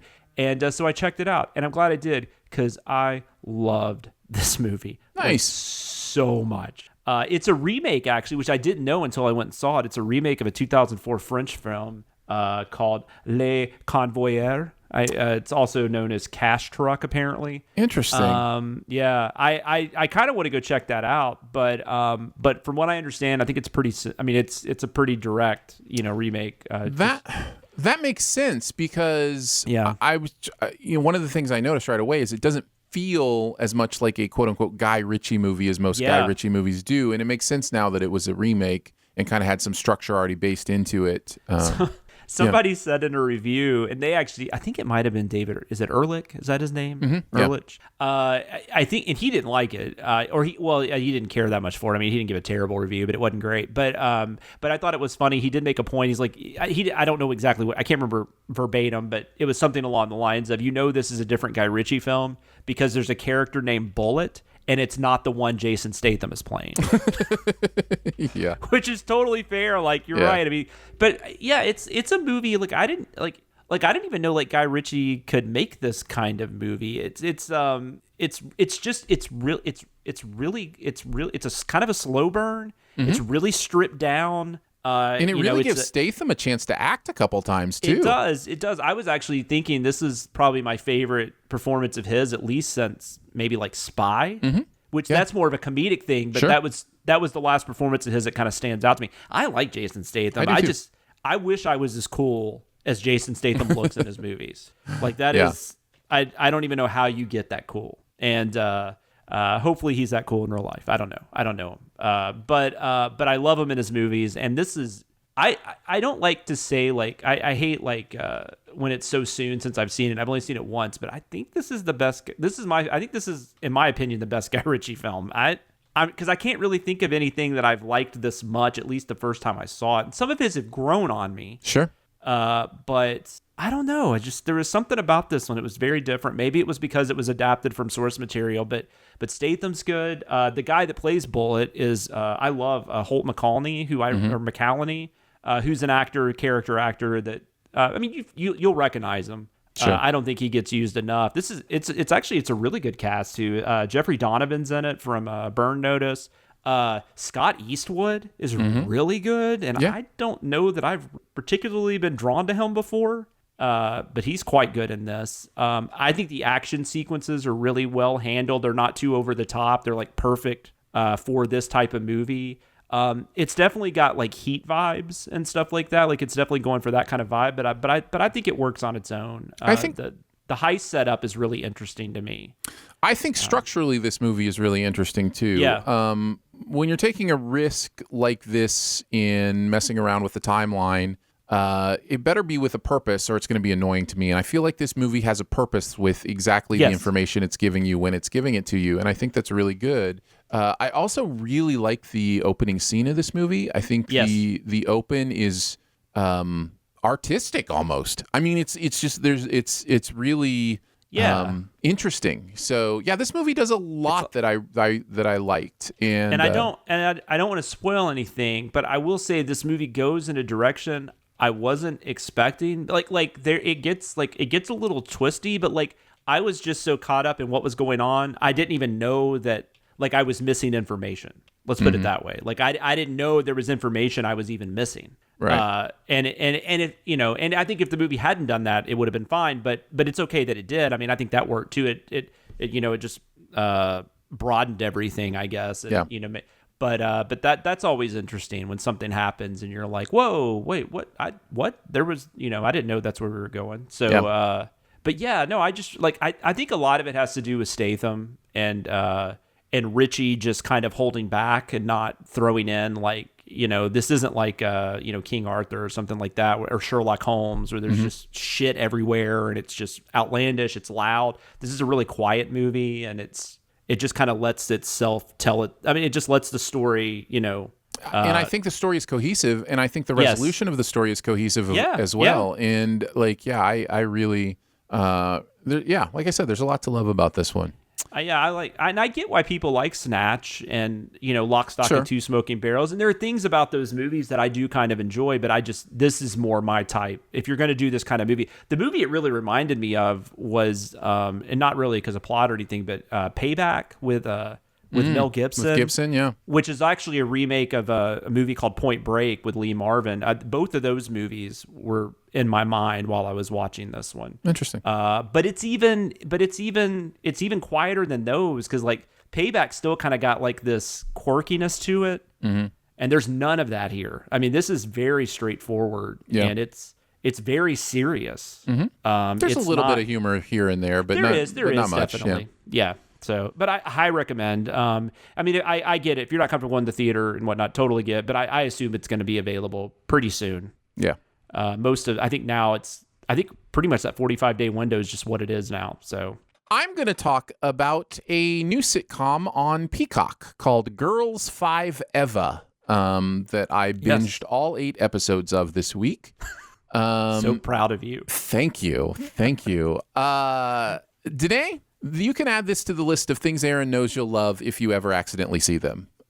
Because this show is so up your alley, humor-wise. The sense of humor in this is so good. This comes from Tina Fey, kind of her style. Like, so Unbreakable Kimmy Schmidt feels a lot like this show. 30 Rock feels a lot like this show. I will also mention that it's run by Meredith Scardino. I think it's very important to mention her name as well, because she is really the driving force behind this show. You can just feel the Tina Fey fingerprints on it as well. It stars Paula Pell, Busy Phillips, Sarah Bareilles. Danae, you remember Sarah Bareilles, the singer Sarah Bareilles? Wow. Yeah.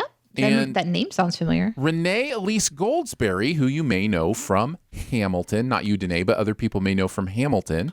And they are 4 members of a girl group that was popular like 20 years ago. And one of their samples from one of their songs is used in a rapper's video in modern day. And it kind of relaunches people's, memory, nostalgia for their girl group. And so they try to take advantage of that, maybe go back on tour, do some things. It is so funny. And it's also funny in a way that you can't be on network TV. And I'm not saying it's like super raunchy, except it kind of is.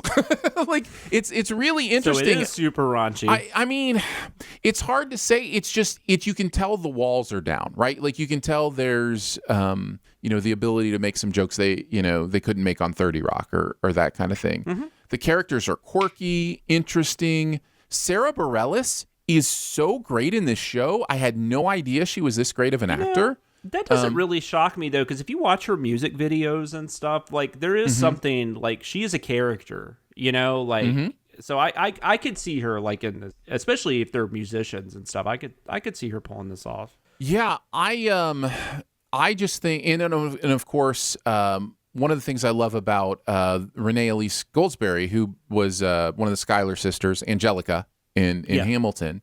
Angelica. She's so talented in Hamilton and so powerful. And then to see her come to this and be so funny, like to show that other aspect of her personality. I don't know. And Busy Phillips is just hilarious in this. I love Busy Phillips just seems like one of the greatest people that walks the earth. She's awesome. This show is always so good. So good. It's really weird though discovering that Busy Phillips was that funny though, because I knew her from Dawson's Creek, and then she did Cougar Town. Right. And Cougar Town, which is a show that like it did okay, but I don't think enough people appreciated that show. That show was really funny, and a lot of it had to do with her. So yeah, I'm definitely checking this out when I can. So I will say this: it is on Peacock, and your biggest wall to seeing this may be the fact that it is exclusive to Peacock. However, Peacock has an ad version. I think they have a free ad version. I could be wrong about that. They do. But what's hard to know, I don't know. But there's not all of their content is on the free ad version. Right. And so they do have like a $5 a month with ads. Right. That has everything. And then there's like another, I think it's $10 a month. You get no ads. Yeah. Although I found out some things still have ads, which kind of pisses me off. But, yeah, I think they can't get out of it with some things they have deals with. But it's still just like... Yeah, I agree. If you have Xfinity, though, if you're somebody out there that has Comcast, because Comcast owns NBC, or maybe it's NBC, however that works, you should have access to the premium with ads without having to pay any extra. And just throwing that out there. And if you're in the same situation as Danae's house, maybe you got Peacock because of WWE. And maybe I do. Didn't your husband get it for WrestleMania? Didn't he watch WrestleMania? He did? I heard he told you that. I think so. Yeah, I heard he told you that, and then you sang the Katy Perry song "Peacock" to him. I know that's a lie because I don't know that song, but you should check that song out. It's great. Actually, it's not very good. Okay, it's just. I'm texting him now. Do we has the Peacock? The chat is really enjoying me saying peacock for some reason. I have no idea what it has to do with about that word peacock, but I have no idea why that would be a big deal to them that I would say peacock. That just don't understand. I am getting really confused what's on what though. And I have a lot of these, and I'm still just like I've been making lists whenever I hear something. Like you recommend something, I just write it down, and I make sure to write down what it's on, because like I just yeah, it's like Peacock, distinguishing Peacock and Paramount and Apple and Amazon is becoming way too hard. And yeah, yeah, he just messaged me back. Yes, we have Peacock. I'm like, how do I not know this? When did you make that decision? When he wanted WrestleMania. You might not be paying for it though. Yeah, but there is a free ad version. But like I said, I think the original stuff is not on the free ad version. But maybe I'm wrong. So just check it out. If you go to the website, if he got WrestleMania, he doesn't have the free ad version. He does it. But I'm saying to watch Girls 5 Yes, I don't know. Sure. And it might even be where you can at least watch the first episode and then see if you like it. You know, that kind of. A lot of the times they at least do that, even if you know. So just check it out. Go to Peacock. I think it's peacocktv.com. Yeah, something like that. Anyhow, I really can't give a bigger, higher recommend to this show. Sounds awesome. And I know that sets up expectations. I get that, but I just had so much fun with it, and I wanted to let you know, if you have a way to see it, it's just 8 episodes. They're all like 20 minutes long, so it's a quick binge too. You could be done in less than 3 hours. So yeah, 2.5 hours of hilarious stuff. It's Girls 5. Must be nice. Hey, Danae, Aaron had 2.5 hours to do something he wanted to do. Busy? I'm kidding. Are you guys busy? I don't understand. I got nothing to do. That made me almost throw up a little bit. So there you go. Gimp, you can download for free. Wrath of Man is available in theaters, and Girls 5 Eva on Peacock. It's like you're like, Gimp. I know. Well, that's going to do it for Behind the Sins this week. Don't forget to make sure you subscribed and go ahead and leave a comment or rating as well. If you've got anything you want to send us, you can do that. You can mail it to P.O. Box 881, Republic, Missouri 65738. Hang out with us on Twitter. I'm at Aaron Dicer. She is at Danae Says. DeneeSays. And he is at Sam Loomis 13. So for Jonathan Watkins, Danae Hughes, a wall of sauce, and myself, we will see you next week. Happy Eliza Doolittle Day! Thanks for listening. Send any feedback to bts@cinemasins.com. And be sure to subscribe, rate, and comment. Find more ways to connect by visiting cinemasins.com/BTS. Okay.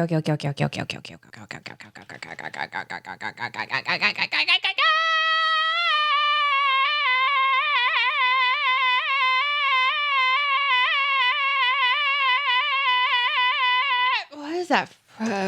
It's like one of those what are they called? Those crazy goats. I don't know how anyone puts up with me. Check yourself before you wreck yourself. You gotta check yourself before you wreck yourself. Do do do do do do do do. La la la la la la la. Okay, gotta add that to my weekly to-do list. Hang tight. What, eat cheese? Eat cheese. Yes. Can I talk about eating cheese with you guys? Let's do that right now. Yeah, let's talk about eating cheese. Good talk. Yeah, that's great talk. Great talk. Constipation. Let's go. So Iris has those string cheese snack options. There's one that's cheddar. So when I'm wanting a snack, I usually have a thing of cheddar cheese. And then I also will have like beef jerky. Yeah. Do you do like full on beef jerky or do you like the Slim Jims? Full on beef jerky. I don't like Slim Jims. I don't know. They're not actually, maybe they are still Slim Jims, but I have like the. Oh, yeah. Sorry. Snap into a Slim Jim. Oh, yeah. Did you guys see the documentary on him recently? It was on like A&E or something. It might be on the Sins today. Wow, that's amazing. That is amazing. So I'm having my snack and I drop the string cheese. I drop the cheese on the floor. It's fully encased in the plastic. I hadn't opened it. Did you cut it? Did you cut the cheese? So I tell the dogs to come with me so that they don't get it. I come back into the room. I thought I picked it up and put it on my desk. I'm confused about the details at this point. All I know is that when I go for the cheese, it's not there. So I have to get another slice of cheese. I don't know what happened to that cheese. Well, I do now. You still don't? No, I do now. Oh, but that's good. For a while, I looked in their dog bed. I looked on our bed. I looked in all the places that the dogs would go and just take it. Dogs like cheese, man. Yeah. So they had an upheaval. One of them did. And I did not investigate it thoroughly because I just don't care enough to, but it was just the plastic outer coating. The cheese was gone out of the middle. So they either like pierced it with their teeth and like sucked it out somehow, or just the gastrointestinal juices just dissolved the cheese and I don't think that's it. I don't think out it's the that. plastic. Yeah, I don't think it's that. I was like, oh, there it is. Days later. It would be more likely they knew how to open the package than the other thing you said. I just don't know how they got it. Anyway. They'll find a way. Mystery. Are you sure it wasn't like Justin or somebody ate it? Yeah, and then he just puked up the Oh, you found that too. Okay, never mind. Yeah. There was evidence. So I did something I haven't done in a long time, and right before the show started, I got my guitar out and I started practicing some songs. Oh, nice. Yeah. Whenever I hear people are just randomly doing that, I just picture that they're singing Leonard Cohen's Hallelujah. I don't know why. That's just what I always. So now I have visions of Danae busting out some. Now I've heard there was a secret chord. You know that. So. And then I don't even like that song. Then Jonathan will be playing the role of Belushi in Animal House and destroying the guitar. That David read and it pleased the Lord. So we've used that. I've used that, I should say, outtake on 2 different TV Sins outtakes. Like recently, yeah. Yeah, like in a row. I'm trying to think. I just did that too with another one. The high anxiety. I got it. I used that again. I don't yesterday. And it will be a go-to running gag for me anytime somebody's playing like an acoustic guitar kind of thing. Just to insert that. And I love that it's subtle. that it just shows him reacting and doesn't show him destroying the guitar, because I'm like a subtle comedy guy, like fill in the blanks, you know what's about to happen. But people in the comments get so mad that we don't show him breaking the guitar. And Chris asked about it too. Yeah. Chris reviewed the video and he said he just assumed that's what you were going to show. But what I don't understand is I don't know how we would show it, because that's a completely different person playing guitar. Correct. And so it wouldn't match. Right. That is the other reason, is if you show that part, you show who was playing the guitar. Yeah, and it's not the person we're Which I believe Chris was just like, oh yeah, that's fine. Yeah. So, I mean, but he did question it. And I thought about it too. Like, I guess I kind of thought maybe, but then when I was watching it the first time, I was like, oh, that works. Yeah. You either get the reference or you don't, like with a lot of our stuff. I think the guys picked that as the best movie of 78. And I was like, I don't think that's the case. Wow. But they also said, but I don't know how much they had seen. Because, that was just, they were doing the years they were alive. And, right. But I'm like. Danae? Yeah. What is your favorite movie of 1978? Cool. I mean, I was alive then, since I was that's born what I'm saying. So you 1800s. must have a favorite. I was born in the early 1800s. Danae's like giving her age away there for a second. Then I was I was turned into a vampire at a very young age. Yes, obviously. Yeah. French Connection turns 50 years old. Well, I would need to look that up. That's fun. If you really want me to answer that question, I need to look it up. Do you want me to answer that question? Sure. I'm on Letterboxd now. I can. I'm looking. I actually have lists of certain years that I just keep adding films to them when I see them again or whatever. 1978? Yeah. Okay. Let's just see. Oh, Up in Smoke, of course. Up in Smoke. I have never seen a Cheech and Chong movie. Me either. Never. Have you really seen it? That is just... was that part of the prerequisite for me answering this question? Nope. Never mind. Let's see. Mine is probably, this is a very personal choice, but probably Return from Witch Mountain. Nice. I watched the snot out of that movie. Yeah, I think I've seen more 78 movies. Mine, right now, I can tell you what my top 10 is right now on Letterboxd. Okay. My current top 10 of 78. You ready? Yeah, I'm ready. Number 10, Superman the movie. Yes. You like Return to Witch Mountain better than Superman? That's weird. I think so. It is weird. I'm Number 9, fully aware how weird that is. Number 9, Goldie Hawn and Chevy Chase and Foul Play. I haven't seen it. Haven't seen that one. Number 8, really cool, like What If We Didn't Really Land on the Moon thriller called Capricorn 1. Haven't watched that one. I've heard about it though. Yeah, that's great. Number 7, George A. Romero's Dawn of the Dead, which is just awesome. Number 6 is a documentary about pet cemeteries called Gates of Heaven. It's an Errol Morris documentary. Wow. Yeah, okay. Really good. The Death on the Nile, because I'm obviously a huge Agatha Christie buff, and I love that era. Yeah. Philip Kaufman's remake of Invasion of the Body Snatchers is number 4. Okay, haven't seen that one. One of all of a sudden I can't think of his name, but one of Walter Hill's early movies, The Driver with Ryan O'Neal, which if you've seen Drive with what's Hunky McHunkerson from La La Land? Gosling? Yeah, if you've seen that movie Drive with Gosling, Drive is kind of a love letter to The Driver. The Driver is a much better movie. My number 2 is my one of those it's called The Silent Partner. It's a bank robbery, a Christmas movie actually, with Elliot Gould and Christopher Plummer. It is amazing. Whenever somebody asks me to bring up something underrated, I always say that one. And then my number 1 is John Carpenter's Halloween. Yeah, I figured Halloween would be your number 1. Yeah, Sam Loomis 13. Come on. Mentioned Grease. Grease is my number 14. Deer Hunter. Animal House is my number 15, which I might move that ahead of Grease. The Star Wars Holiday Special and the Lord of the Rings. I haven't seen Deer Hunter in forever, so I would need to rewatch that one. So I've only got on here stuff I've recently watched or stuff I've seen enough times to where, so I've only actually got 21 movies for 78 currently. Yeah.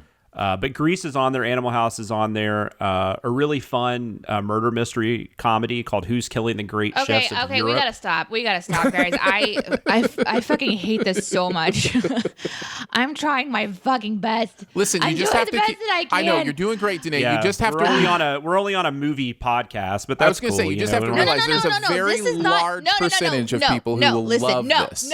No, this is not a fucking movie podcast. This is a podcast about our jobs.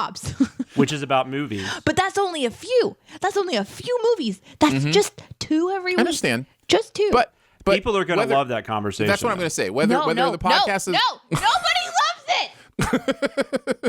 it. There are certain people who will tune out as you do, Danae. There is a portion of the audience that I'm sure is like you, and it's important to have your voice. I feel like I need a timer. I need to set a timer. I feel like that was mean.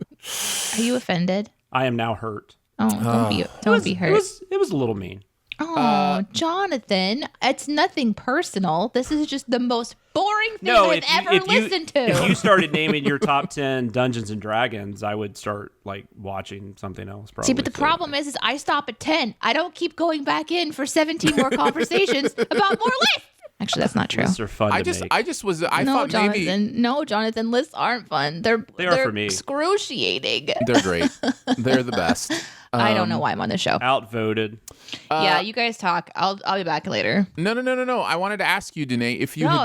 I'm being mean. You guys should finish your conversation. I just don't want to listen. We're done. I'm just disappointed that neither of you mentioned Revenge of the Pink Panther or The Cat from Outer Space, because those are the... I have seen both of those, but I have not.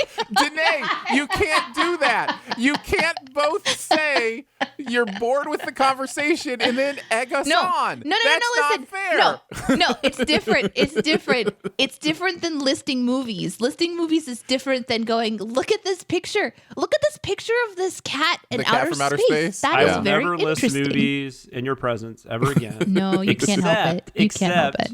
Except every time I talk to you. But other than that. That's right.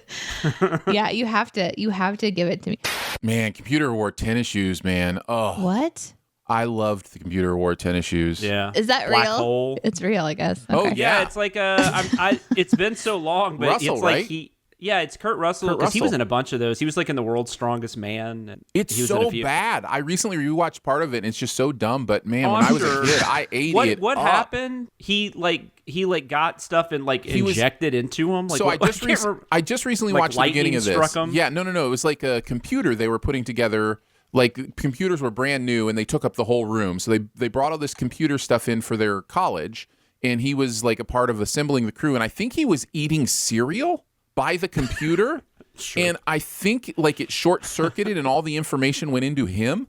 And so he became like the computer and started winning them trivia competitions that kind of stuff. I remember it's like an academic quiz show or something, right? Yeah. I remember that. Wow. Speaking of academics, I have to let you guys know, my son did manage to graduate from high school. He will be graduating this week. Wow. Pulled it off. Pulled it off. Here's something. Let me give you a list of my favorite graduation movies. Jonathan. Oh, I won't on. be able to stop from now on. No, listen to me now. I don't really have that list. No. Hold on. Listen to me now. Hold on, I'm looking for a holiday. Could you actually do that? Oh, no. Okay. No. Oh, God, phew. So here's a sign of just modern day education. And I actually kind of love this. My son had to pull up 3 failing grades in the final day he had to turn in assignments. How did he do that? Because, well, first of all, I helped him quite a bit. I didn't do any assignments that's for not him. what I mean. I'm talking about if he already had failing grades going that far into the semester, percentage-wise, how does he pull it up? Even if you get a couple hundreds, if you've got an F. So here's the thing about modern education. I don't know if everywhere's like this, but our school accepts assignments all the way to the late assignments all the way to the last day of the semester. Oh, yeah, no, it's not that way where my daughter goes to school. So this is a problem because my children then are like, well, I can turn this in later. Oh, that would be terrible. It is terrible. If that was the case It is terrible. It's absolutely terrible. And so they fail their classes for the entire semester. I shouldn't say that. This is over exaggerated. You understand. But they don't turn stuff in because they can turn it in later, and then they just turn it all in, the last day of school basically is what he did. So he turned it all in, brought it up, so he ended up with mostly D's, a couple C's, and graduated. Passed the classes he needed to pass. Yeah, passed the classes he needed to pass. Moving on. He receives a letter that he is eligible for what is called the A+ scholarship. This is a scholarship based on your grades, your attendance, and doing some tutoring of other students. Mm-hmm. And grade-wise, he is eligible after getting mostly D's for the A-plus scholarship. Now, does he do that every semester, though? Yeah, it's at a cumulative grade point. So, a lot of his other semester. But let's just say his semesters haven't been straight A's or B's. Do you know? Well, you don't have to tell me, but do you know what his grade point average was when he graduated? Like, was he like it's a 2.5. 2.5. So that's that's a C, I guess. Yeah, you have to have a 2.1 or more to get the A-plus scholarship. I don't know. That just cracks me up, guys. I don't why are you calling it the A-plus scholarship when it's a 2.1 requirement? Yeah, you should call it the C- scholarship. Yes, exactly. Actually, I like starting here. I'll just feel it out. I'll feel it out. I don't care, man. I'm good with either. Wait a minute. HR! I'll feel it up. I'll just feel it up. HR! I'll just cop a feel. Aaron's going to feel us out. Hey, because I know Danae is really excited about this, so we should bring up it's Spiral Friday. Yeah. Spiral Day. It's Spiral Day. Spiral Day. I hope everyone, anybody that went out to see it tonight, I hope they didn't let their watch party spiral out of control. It's really the only reason I brought it up, because I wanted to say that. Oh, wait, hold on. I wanted to give a shout out to telling everyone who asks us not to be funny today and not to talk about a certain snack. This person has to read 200 slides on the strategic direction of low-risk space missions and quality strategy.